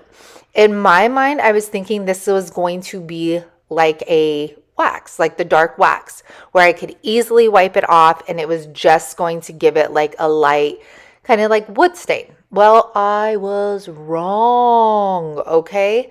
So this stuff gets tacky very fast. So it dries down. So you can see I painted, like I applied it all at once and then wiped it off at the end. And then you can see it looked streaky.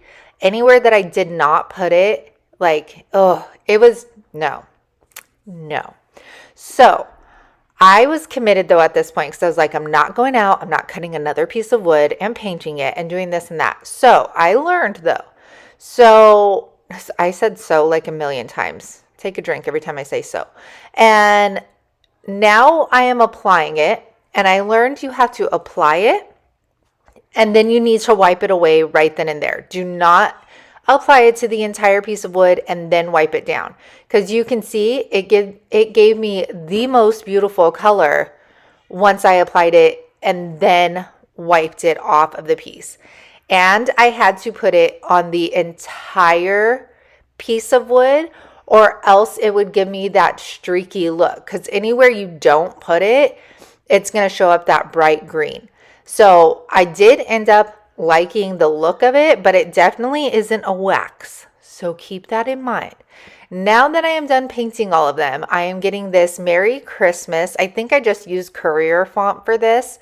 And I'm using my Aura Mask 813 stencil vinyl. It's in my Amazon store link. And I am going to stipple on the Cashew by Waverly.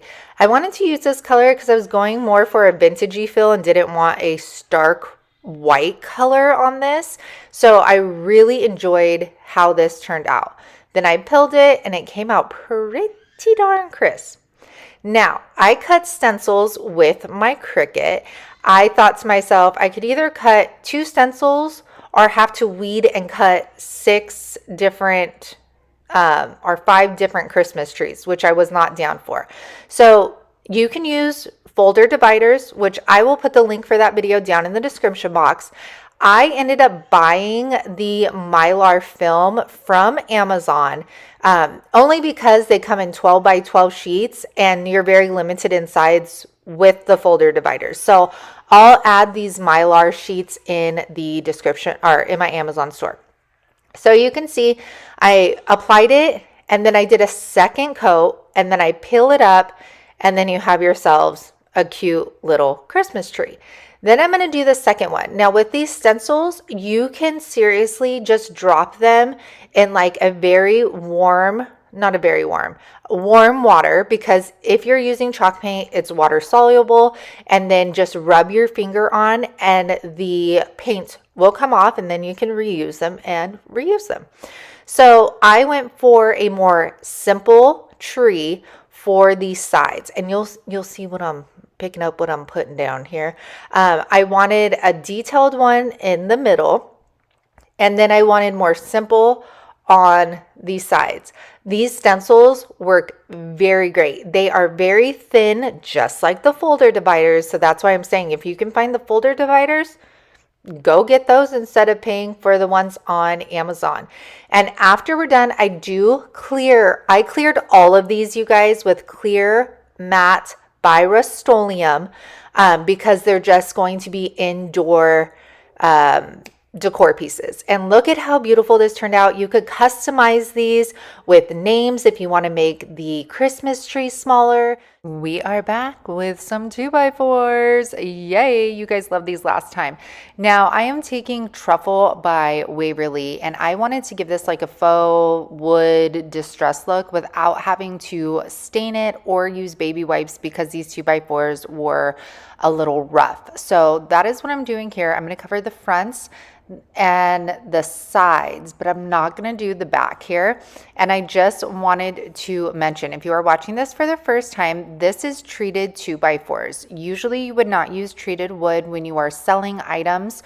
I am just trying to use the scraps that we have in the garage without buying more. So you can use treated wood if you're doing something for outside projects, but it's not something that you would DIY and then like sell usually. Okay, just wanted to let you guys know that tidbit of information.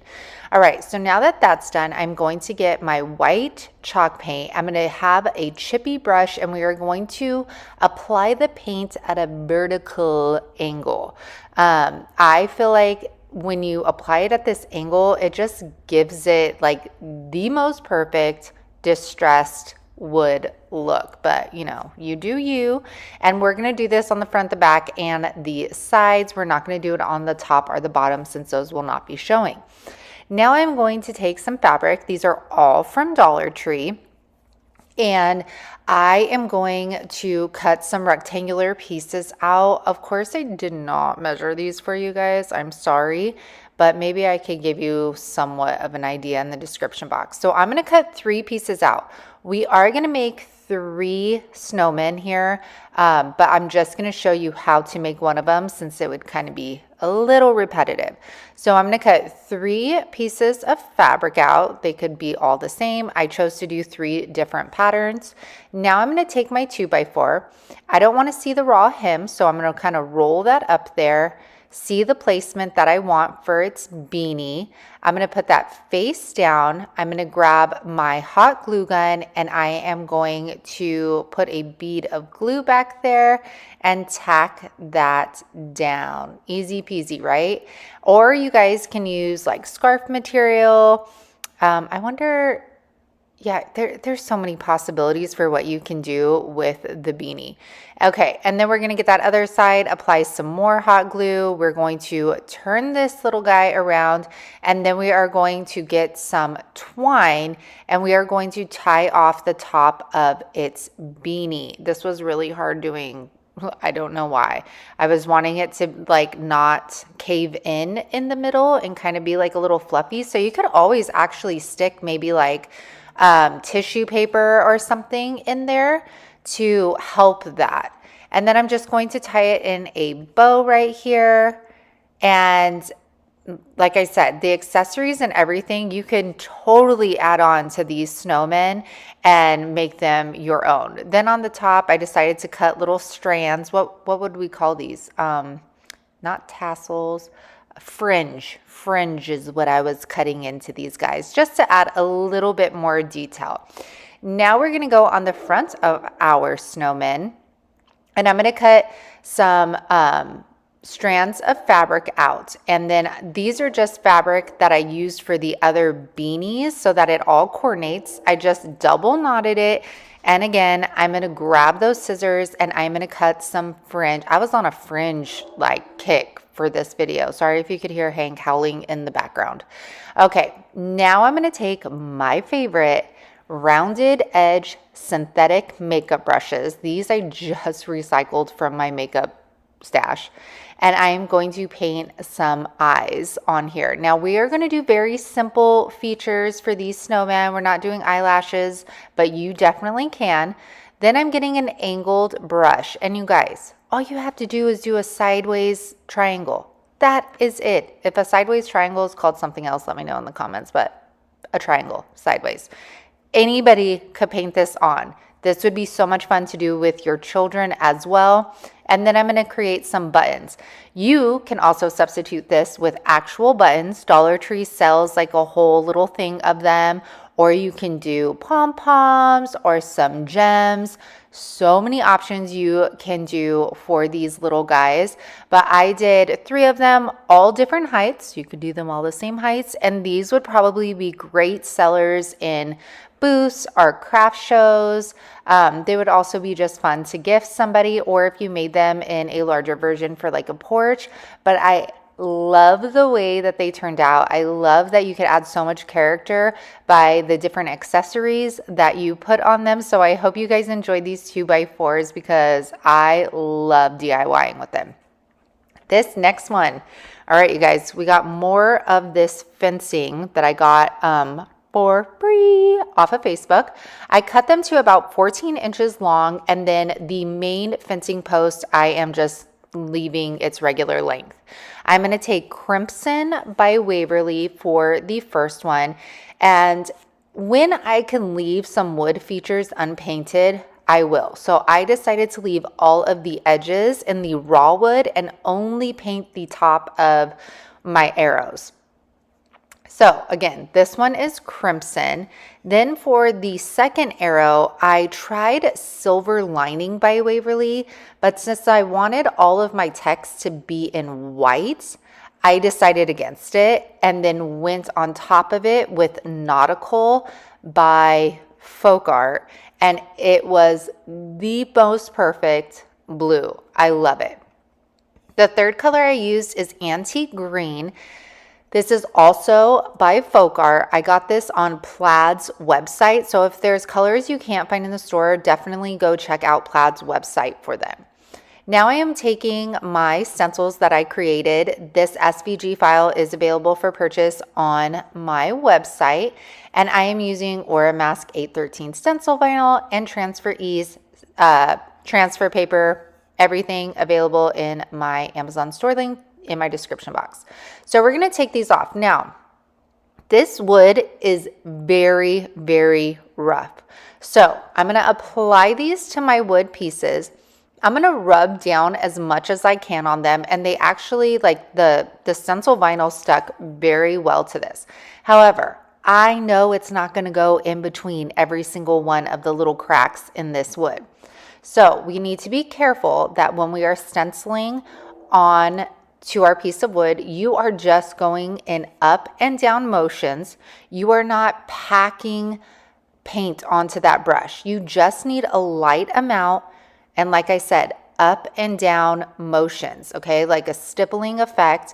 That way you're not pushing that paint underneath that stencil and you won't have a bunch of bleeds. And let me tell you, these turned out so crisp. Look at this. That wood, you guys, is rough, like super, super rough. And these came out so clean looking. I was thoroughly impressed. So again, I'm just doing the same thing for this one. We're only going to do one coat of the white because I was going for the more rustic look. Oh my gosh, look at that, you guys. I love it. And then we're going to start on the blue one. The blue one's just going to say hot cocoa. Again, just one coat. And I even pull these off when they are wet. Usually I don't do that, but since there's not much grasp onto the wood, it's easy to take off and I don't have to worry about it, you know, messing up. So now I'm going to angle these on to my fence post or fence picket, whatever you want to call it. I'm going to apply some wood glue on those, and then I am going to put like a bottle of paint on and let them dry. Now, after we're done, I'm going to explain this now with our nail gun. You would take it outside. You can clear it with either clear matte spray paint. if it's going to be indoors, or you want to put something like spar urethane or a weather guard on top of this if you are planning on using this sign outdoors or selling it for outdoor use. That way it lasts and it holds up against the elements. So you guys have been asking, this is the nail gun that I use. You do need a battery for it. I will put this in the Amazon store link for you guys so you can check it out. And then I am just going to put 3 nails in each side. Make sure your nails are long enough so that they are going through both pieces of wood. And this is how it turned out. Sorry, I didn't have any words to really display it in all its glory, but I am totally digging these colors, the fonts, and I think this could look beautiful like in a pail. Put some cement in there and put something on top of that, and it could sit on, you know, by a fireplace. Well, maybe not by a fireplace, it's wood. Okay, scratch that. Let's just keep this outside on the porch. And look at that original color on the, ooh, I love it. Now, y'all in the Facebook group asked for snowmen. So this might seem redundant, but I wanted to show you another version of what you can do with it. So I am using one of the old pieces of flooring from my house, and I am going to just put on, this is actually more of that house paint, so like a sample paint, and it's called Crisp Linen. If you guys do like the color, by Bear, I think. So I'm going to put 1 coat of this on. I'm going to completely let it dry. Then I'm going to take my rough sanding block. Y'all, this is like the best sanding block, and it's from Dollar Tree. Look at that. Oh my gosh. This de-stressed down beautifully. Like, it looks like, oh, I love it. I love wood. I love wood. All right. And then we're going to go in and we're going to essentially do the same thing that we did with our 2x4s.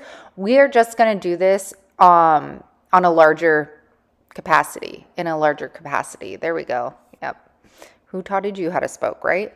And then I'm going to take that pumpkin by Waverly, and I'm going to do like a little bit of, you know, funness on that nose, give it a little bit of character. And after that, I'm going to take a Dollar Tree scarf. I'm going to cut that down. Now, this was far too long. I was trying to keep the little tassels on there, but after I wrapped it around the neck, it was far too long. Now, keep in mind, you guys, if you don't have wood, you could do this with a Dollar Tree sign very easily. You could do it with a regular piece of wood as well. So there are more options if you don't have, obviously, flooring just laying around. Then I cut the excess off, and then again, I needed fringe on there. So I just cut some little strands into the scarf. Now, to add some character, because this little snowman is looking a little plain, I found these like rusted snowflakes at Hobby Lobby. I want to say they were like $2.99, and then all of the Christmas stuff was 50% off last week. So I wanted to add these as the buttons. I'm using my Star Bond glue to adhere these because we know how hot glue and metal works, and they don't like each other. They're not best friends. So we are using the Star Bond glue so we make sure that these are not going to fall off. I am going to put this out there that I do think this little snowman needs a beanie. I just wanted to show you like a different, like maybe you guys aren't into that and you guys like plain, simple, rustic. Here you go. Here he is. This is rustic for you. I just think that his little head looks so plain that he needs a beanie. Or you could even do like a Santa's hat on this. Or yeah, like a regular size beanie would fit. Taking this piece of wood, it's about 11 1/4 by 14. You guys, this was meant to be something totally different. So if you want to see that and learn a little something, then stick around after this DIY.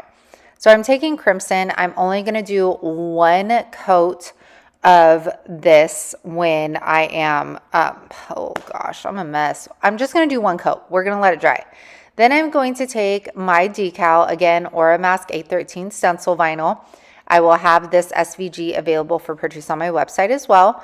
And I am going to put that on there. Then I'm just going to make sure it's straight. I didn't want a wonky looking happy holidays. So it is straight. We apply it on there. We're going to peel back that Transfer Ease vinyl. or transfer tape, I'm sorry. And then we are going to be left with our reverse stencil. It's a reverse stencil, right? I don't know. Now I'm taking my white by Waverly and I am putting on a messy coat.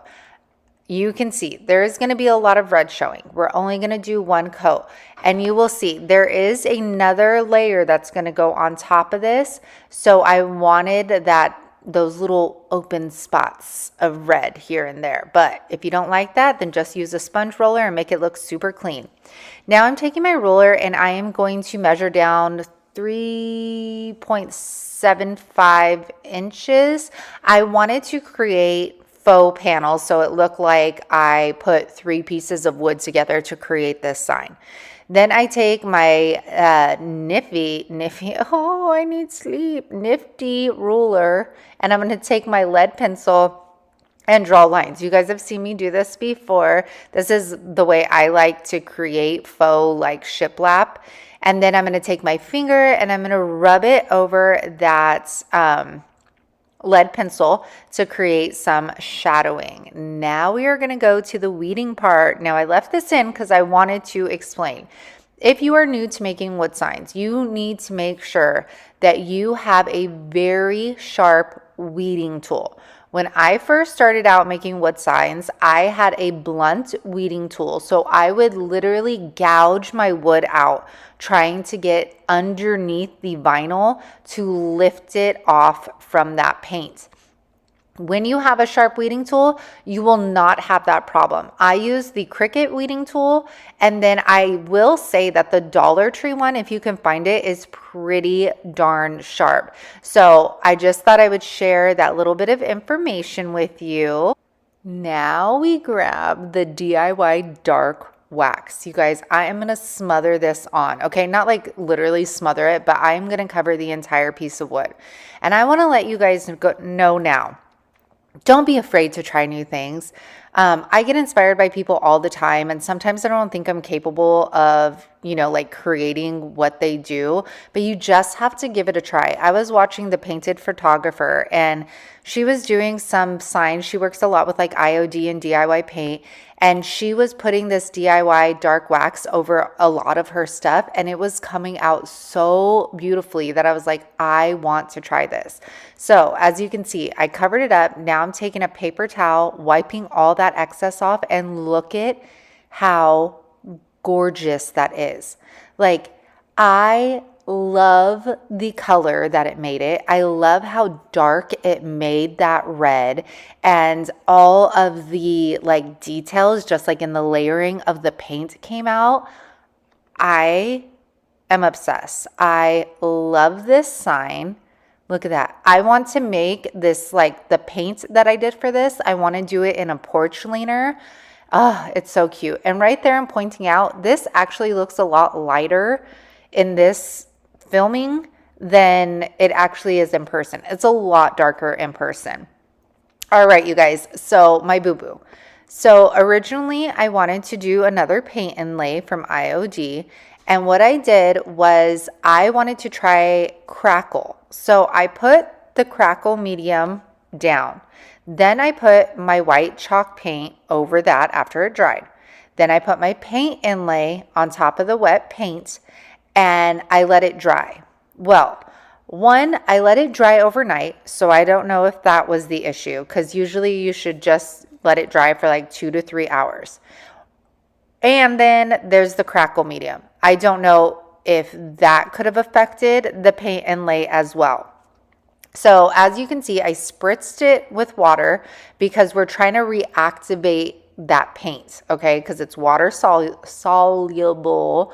And then as I start peeling back the inlay, I could already tell, like, oh, like the letters aren't showing up. The tree didn't show up. So let me know if you guys have any ideas. Do you think it was the crackle medium, or do you think it was the fact that I left the inlay over the dried paint for an entire night? Then I was like, I have to salvage this. Like, I don't want to waste it. I love the crackle, and then I love the picture. So then I grabbed Elephant by Waverly. Could have sworn this was like a charcoal gray, or maybe I just didn't mix it. but I tried going over the letters and I just couldn't. Like nothing was working. I tried kind of like blending it out. I tried going over the tree with some green, and you guys, it just, you live and you learn, right? So I just wanted to show you my hiccup. I tried it. It didn't work for me. Maybe I'll try it again using one at a time, like just doing the crackle. So we're going to start this video by heading outside. I just wanted to kind of give my little tip that like whenever I'm doing wood projects, I like to do multiples at one time. So I will go through and kind of like write down on a post-it what exactly I'm making, and then I will go get my pieces of wood, lay them out, and then that way I can keep everything together, keep my measurements on track, and I feel like it just helps me stay organized during the process. So I think a lot of you guys asked about this sander, and I will try linking it in the description box. We got it online at a hardware store, so I don't think you could get it on Amazon. So I had my husband cut the spindles because I did not trust myself with something round because I thought it was going to shoot up and hit me in the face. Okay, so we are going to start with this humongous spindle post. Like I said, we picked up a huge banister and I had 4 of these, and I definitely wanted to put one of them to use. So I am going through with my Skill orbital sander, and I'm not necessarily trying to take the like shininess off or the clear coat or anything like that. I'm really just using this to smooth out any imperfections, the glue that was used on these, just to create a nice clean surface. Then I clean it off with crud cutter and a cloth, and then I will go back with a wet rag just to get the crud cutter off as well. I know that's a lot, right? All right, so now we are going to use some painter's tape. I'm going to paint the top of this off. Now I want to know, if you don't necessarily have one of these, you could always use a 4x4. You would just have to find something round to put at the top of your post. So after I'm done taping that, I'm going to grab, I think this is Candy Apple by Rust-Oleum, and I am going to rattle can it. I know that sounds so bad, but this is just as good of a quality as chalk paint is, and it makes this process a lot easier. So that's why I chose to go with this, and I do have this paint tent in my Amazon store link. Now I'm going to take painter's tape once again. Now, this had a lot of obviously curved edges, so I just tried my very best to, 1, pull the tape tight, and then 2, as I was going on those curves, sorry, my arm is pretty much blocking it, but I tried to press in. You could see right here. Oh yeah, Momo, hold on. The dog can't see or hear, but she could definitely bark super loud. Okay, so like I was saying, I was trying my best to like really push my fingers into those curves so that I didn't have a ton of paint going underneath my tape. And then I'm taking just a primer white spray paint again, and I am going to do this. I only needed 1 coat of this primer white, and again, it's by Rust-Oleum. Then you guys, while that is drying, we're going to make the base. So I cut 2 pieces of wood, 1 smaller, 1 larger, and I will go ahead and leave the measurements in the description box for you. I applied some wood glue to these, set them on top. You want to wait until that wood glue gets a little tacky before you try to shoot your nails through it, or your piece of wood is just going to move around. Now, if you had a hot glue gun outside, then by all means use that with it. That way it stays in place. Then I wanted to spray my base in this red color. Now you guys, I had to show this because it was pretty funny. So I knew I was totally capable of putting the base on the post, but you know, my husband, he's a little stronger. We had to push screws through. So I was like, you know, babe, can you do this for me? Well, my husband likes to overanalyze everything, and he wants to be super precise and exact. So he he spends so much time trying to figure this out. And literally what I would do, y'all, is I would have set that post on top of my base. I would have eyeballed the middle. Then I would have traced around my post. So then I would get the square, the size of my post. And then what he's doing right here is he's pre-drilling holes into the base. So what's happening right here is like where you would trace around the post, you're going to put 4 holes inside of that square. I feel like I'm not making sense. I apologize. And then because this is why he doesn't have a YouTube channel. Then we get some long screws, that's Montgomery, and we just screw that to the bottom, you guys. Easy peasy, kind of. And then I took the tape off, and I do clear it as well with some spar urethane in case I do decide that I want to take it outside. Now I'm taking that Skill orbital sander once again, and I'm hitting all of those edges. I wanted a distressed look, but you do you if that's not your look. Now for the top, I didn't want straight gold. That isn't really like my vibe, and I plan on keeping this.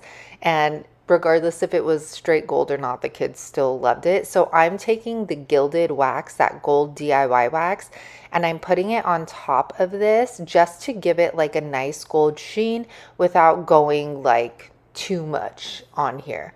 But that is preference once again. So after I cleared this, well, no, did I clear it? I think I did clear it. Anyways, we are going to make the sign for it. So I'm going to take this piece of wood, antique green, and then I am going to do a pretty good coat of this on the front, the back, and the sides. I then go to my Cricut, and I found this image in Cricut design space. So it is not my image. I just searched North Pole. That was it. And for whatever reason, I decided to use this Arteza transfer film. And yeah, haven't worked with very sticky paper in a long time, and I ended up having issues. All right, now I'm taking my stencil brush from Dollar Tree. I'm taking white chalk paint, and then I'm going to stipple this on to my my stencil. And I end up doing 2 coats of this. I forgot what I was going to say. Anywho, I do 2 coats of this. Again, this is Aura Mask 813 stencil vinyl, and it is in my Amazon store link. Now we're going to pull that back, and we're left with this beautiful image. I love this green. Now I'm going to go ahead, I'm going to put it on our pole, or spindle, or whatever. And I'm just going to measure on each side so that I know that it is centered on here. I'm going to apply some wood glue underneath this.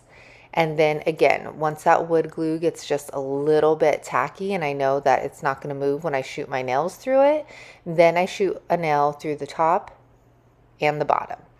And you guys, I love the way this turned out. I did end up adding like a gold burlap bow to the top that I didn't film, but this was a lot of fun. And like I said, if you don't necessarily have this big spindle, then you can get a 4x4, which can be pretty inexpensive, and Home Depot will cut it down for you. So I hope you enjoyed this one. I hope it gave you some inspiration if you do happen to find these on Facebook Marketplace, or maybe you have some in your stash. I don't know. So I hope you love this. I know my kids already love it, so I'm excited to put it out for Christmas this year. Now, I know we've all seen these, but I have not done spindle ornaments before. So I cut a bunch of these spindles down. I am taking, oh my gosh, I forgot what color this is, you guys, by DIY. I'll link it down below, but it is a DIY paint. And like DIY paints, as they dry, they get lighter in color. So you can see how beautiful that dries down. Isn't that gorgeous? And then I'm going to take the wax, this gold. You guys, I went nuts with this. I'm just taking my finger and I'm going to rub it around the raised. Oh my gosh, sorry, I'm like looking at this and I'm like, oh my gosh, this is so pretty. And then I'm putting it on places that I thought that maybe the spindle would naturally distress. And you guys, I did not plan on using this on multiple spindles, but I ended up doing that because this gold is so like, I don't know how to describe it, like antique gold. Like it's not like a bright, ugly yellow gold or like brassy gold. It's so beautiful. And then like because it's a wax, it almost gives like this dark hue around it. Look at this. Oh my gosh. Is that gold not stunning or what? Oh my gosh. Then I take the clear wax by DIY and I am just going to do a rough brushing over that. Now the DIY wax will make your piece a little darker. It does dry down some in a meaning of like it gets a little bit lighter again, but it will not look exactly like it did before the wax. Hope that makes sense. All right, now this one I distressed prior and it definitely was not cute. So we are going to cover this with the same green paint and then we're going to do a different technique. So we're going to grab our candle and we're going to rub our candle over this paint. Now remember, the more wax you get, the more distressed look you're going to get. The less distress you're going to get. So make sure you rub that all over the place. Then we're going to take Crimson by Waverly and I'm going to put that on. Now, if you had multiple layers, you could do like white, then you would wax it. Then you would do green, wax it, green, wax it, and then put your red on. And then when you do this part, which this is just like shipping tape, and you pull it back, if you did more colors, you would see multiple colors in that. But since I only put the wax on top of the green, that is why we are seeing the green. So I thought this was super pretty. And then I ended up getting mica powder. And I got these are from Arteza. And I got this strawberry red. So what I'm doing here is I'm clearing the spindle with the clear DIY wax first. Then I'm going to dip my finger into this strawberry red mica powder. I was on now like a shiny look. I don't know, frosted look, we'll say. And so I started again just rubbing those on all of the details, and then I kind of went over the parts where the green was showing and put that little shimmer of red on there as well. Now you guys, I'm just taking you through the different paintings that we did on these spindles, so hang tight. All right, so this one we're going to do Crimson, and I ended up having to do 2 coats of this because of the black paint. After this, I am going to get that gold wax once again. And you guys, this gold wax did not disappoint on any color. Like on the red, it popped. It looks so Christmassy and gorgeous. I've also used it, you'll see later, on gray. I'm obsessed. And again, the DIY products I get from upcycledbybrie.com, and I always have her link in the description box. I also clear that one as well, you guys. I just didn't show it, didn't want to be super repetitive. And then on this beautiful spindle, I left it natural. We're not painting it. I just rubbed the gold wax on it to give it a Christmassy look. Gorga, okay? And I cleared that one. Then you guys, I kind of ruined it. I should have done all of these like green, red colors and gold, but for some reason I saw icicle with this one. I don't know why. So I painted it Nantucket blue. Then I took my white wax and I am taking my stencil brush. Now, when I do waxes, you guys, I like to keep the same brush. I use the same brush all the time, and I just keep it in a sandwich bag to keep it nice and soft, and I just reuse the same brush over and over. Now I'm taking a blue mica powder and I'm rubbing that. Oh gosh, I got such a great angle on in this frame here. And then I'm going to take these eye hooks and I'm going to drill a hole at the top of my spindles. Now, if you don't have a drill, the eye hooks, you can just push and screw in. However, it gets a little tough, so you do have to grab some pliers and then you'll keep twisting. These eye hooks do come in gold too, which that is what I really wanted, but I could not find at Walmart. This entire pack of the eye hooks cost me 97 cents at Walmart. Then I'm going to take the twine. You guys can also use ribbon. I mean, there's so many options you could use for hanging these, but I just did like a very basic twine. And you guys, check out how this came out. Oh my gosh. Look at that gold. Gold. I love, love, love these.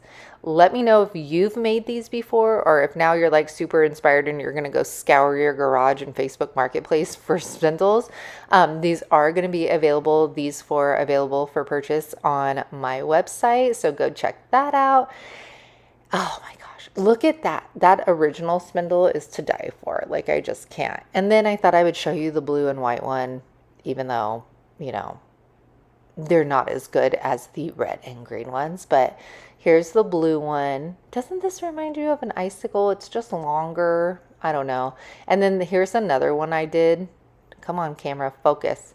And you can't see, I have like a frosty white shimmer on there, but it definitely wasn't my favorite. So you guys, these won't be on my website because I'm totally keeping them. Now, you guys might look at this and be like, those aren't spindles. When I thought of this video, I immediately thought of these. I consider these spindles, maybe because they're legs to something.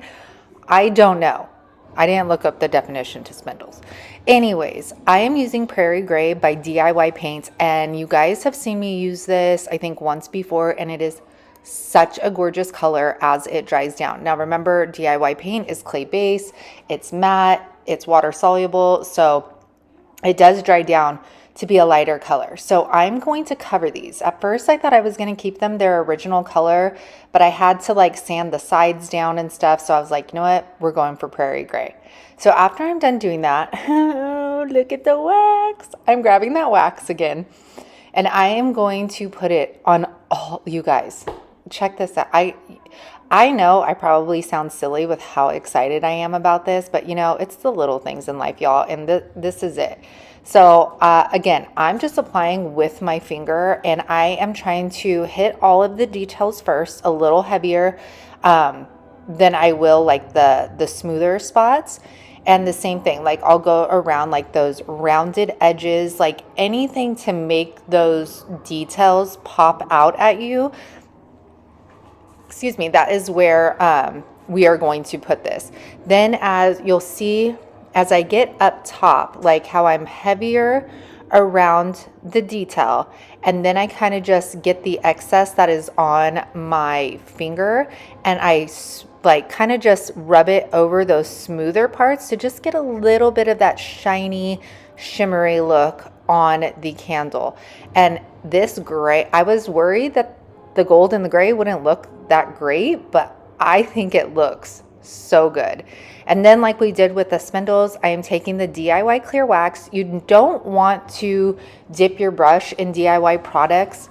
Something about they have like a natural property in them and they could build bacteria. I don't know, don't quote me. Go watch Upcycled by Brie for more information on these. I like to know, like, think I know what I'm talking about, you guys, and then y'all check me in comments. So I read them, I know. So I'm going to clear this entire thing. And like I said, like the wax does make the color darker again. And then when it does dry down, it dries down a little lighter, but not so much. You are going to have a darker paint color. Now, after I'm done with this, I got these trees from Hobby Lobby. I didn't mean to buy stuff for this video, but the Dollar Tree trees were too small. And then these, oh my gosh, they're gorgeous. Anyways, so I drilled a hole on the top of this, and then I put some of my Star Bond super glue in there, and then I just stuck the little metal post down into that spindle. And then I do the same thing for the other one. And y'all, I have a third one of these, and I bought a white Christmas tree. So yeah, I need to complete this trio here. So you could see I'm just drilling a hole down. You could see the metal piping, or I don't know what this is called, right there, and it just goes in there so perfectly. And then we want to secure it down so it doesn't come out of there with our Star Bond super glue. And look at how beautiful these turned out. Oh my gosh. Oh my word. These make my heart so very happy. I love that they're, you know, a different color. It's not just like your standard green or red for Christmas, yet it definitely screams Christmas vibes, which I love. Imagine this on a tablescape with some other things. Gorga. All right, you guys. So our next one, we are going to take one of these spindles. As you can see, we cut it at a very sharp angle because I want this to be something that you can stick like in your entryway as you're walking up to your porch, or a a flower pot, something like that. I painted it white, 2 coats. Didn't think you guys needed to watch that. Then I'm going to take this jumbo craft stick. This is from Walmart. Sorry if there's an echo. I'm recording in my kitchen. And I'm going to cut this down to size here. Now, I would have preferred, and you guys get to hear Hank, gosh, real life, you guys. I would have preferred to use a paint stir stick just because it's thicker and it looks better. However, I could not find my paint stir sticks for the life of me, so I had to settle with this jumbo craft stick. I'm going to paint that with Rich Black by Folk Art, y'all. There hardly is nothing left in this darn bottle, but I am trying to get every little last bit. Okay, so then I realized as I put this on, I'm like, hello, you got to paint the top of the hat. So I'm just going to go around the top of my spindle and trace out some lines so I know where to stop with my black paint. Then I'm going to take my Folk Art paintbrush and that Rich Black, and we are going to paint the top. And make sure you paint like the actual top of the spindle because that will be showing, obviously. Now, if this is going outside, make sure you guys are clearing it with a spar urethane or a like weather guard spray. Then I glue that craft stick on there for his hat. Now I'm going to take the opposite side of a paintbrush, and that's what I'm going to use to create his eyes. And then y'all called me out on not having mouths on my snowman on the other video, so I made sure to give him a mouth this time. And then we are going to paint that triangular side Oh no, first we're taking this sponge brush and I'm using the bottom of it to create buttons. I do have daubers, but I was just using whatever was near me, and this actually ended up working out very well. I just put a little paint on it and then took the excess off so I didn't have a big old blob there, and it worked great. Now we are going to do the nose. So I just take a very small paintbrush and we are just doing a sideways triangle right here. Look at how easy that was, you guys. And then I am going to just tear off a piece of this Dollar Tree fabric and create a scarf. And I love the way he turned out. This was a super simple DIY. And imagine like a bunch of these lining like the entryway, like to your porch or your sidewalk. So adorable. I hope you guys enjoyed this video. If you want more spindle DIYs that are more like regular home decor, let me know in the comments because I got a lot and I got a lot of ideas to show you. So let me know. I hope you guys are enjoying all of the Christmas vibes here on YouTube, and please make sure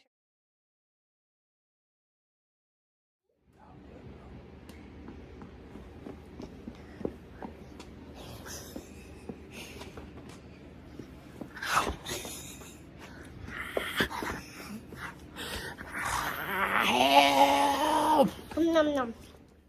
I tried covering it with box dye and needed my husband's assistance, and I still missed like a big gray spot right there.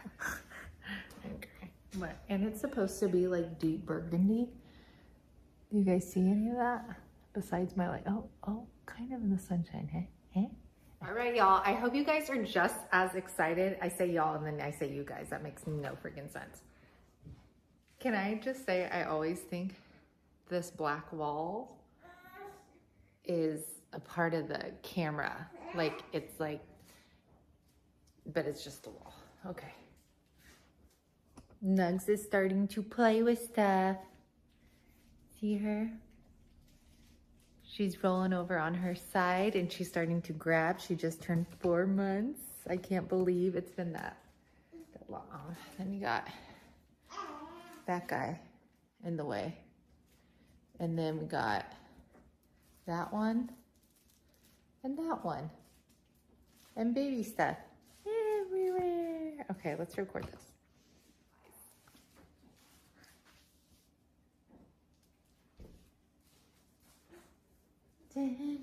Roll with it, die with it, down with it. Why can't I live this life?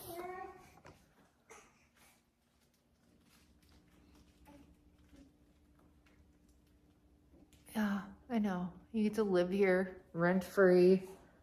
You get fed every morning. Get to go out, do whatever you want.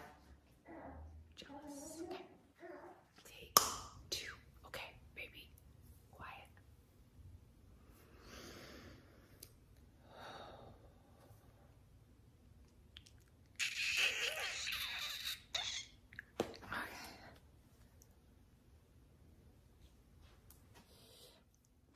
Anik, thank you so much for the baby gifts. We appreciate it so very much. And Paige, but this is our second one because you know I added it to the registry, and then she surprised us because of my cheetah obsession, and she got the 2 big kids something too. So thank you so much, Paige, for that. It starts baby channels, jumpers, all of it. I actually washed my hair. Smells good. Very pasty and like I'm very old. It's okay. Please beware, not beware. Please, no. Hello, how is everybody doing? Today has been a day. All right, gotta get my energy. How do you like my shirt I made? Cute, right?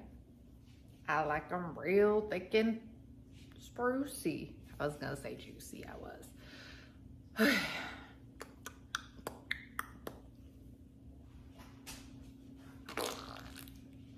Mo, don't look at me like that.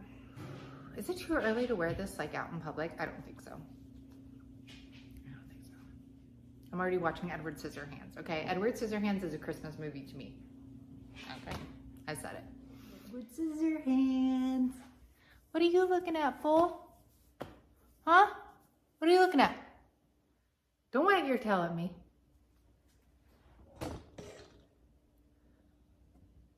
Don't do it.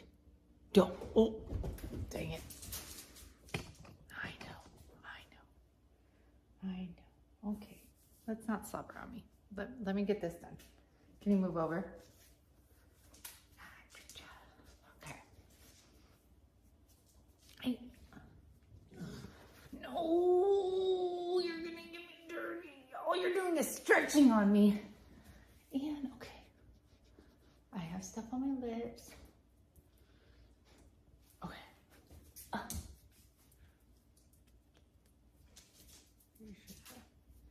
You drooled on me. Sorry about my background. I'm starting to take things down. I'm starting to take things down. It doesn't look like I took anything down except a sign. Okay.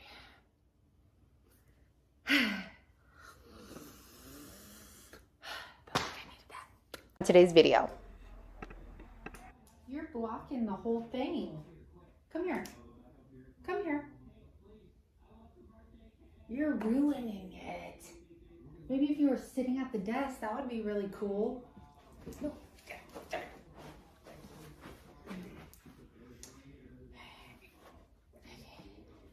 They don't want you in their promo. They don't want you. You're not a part of the collaboration.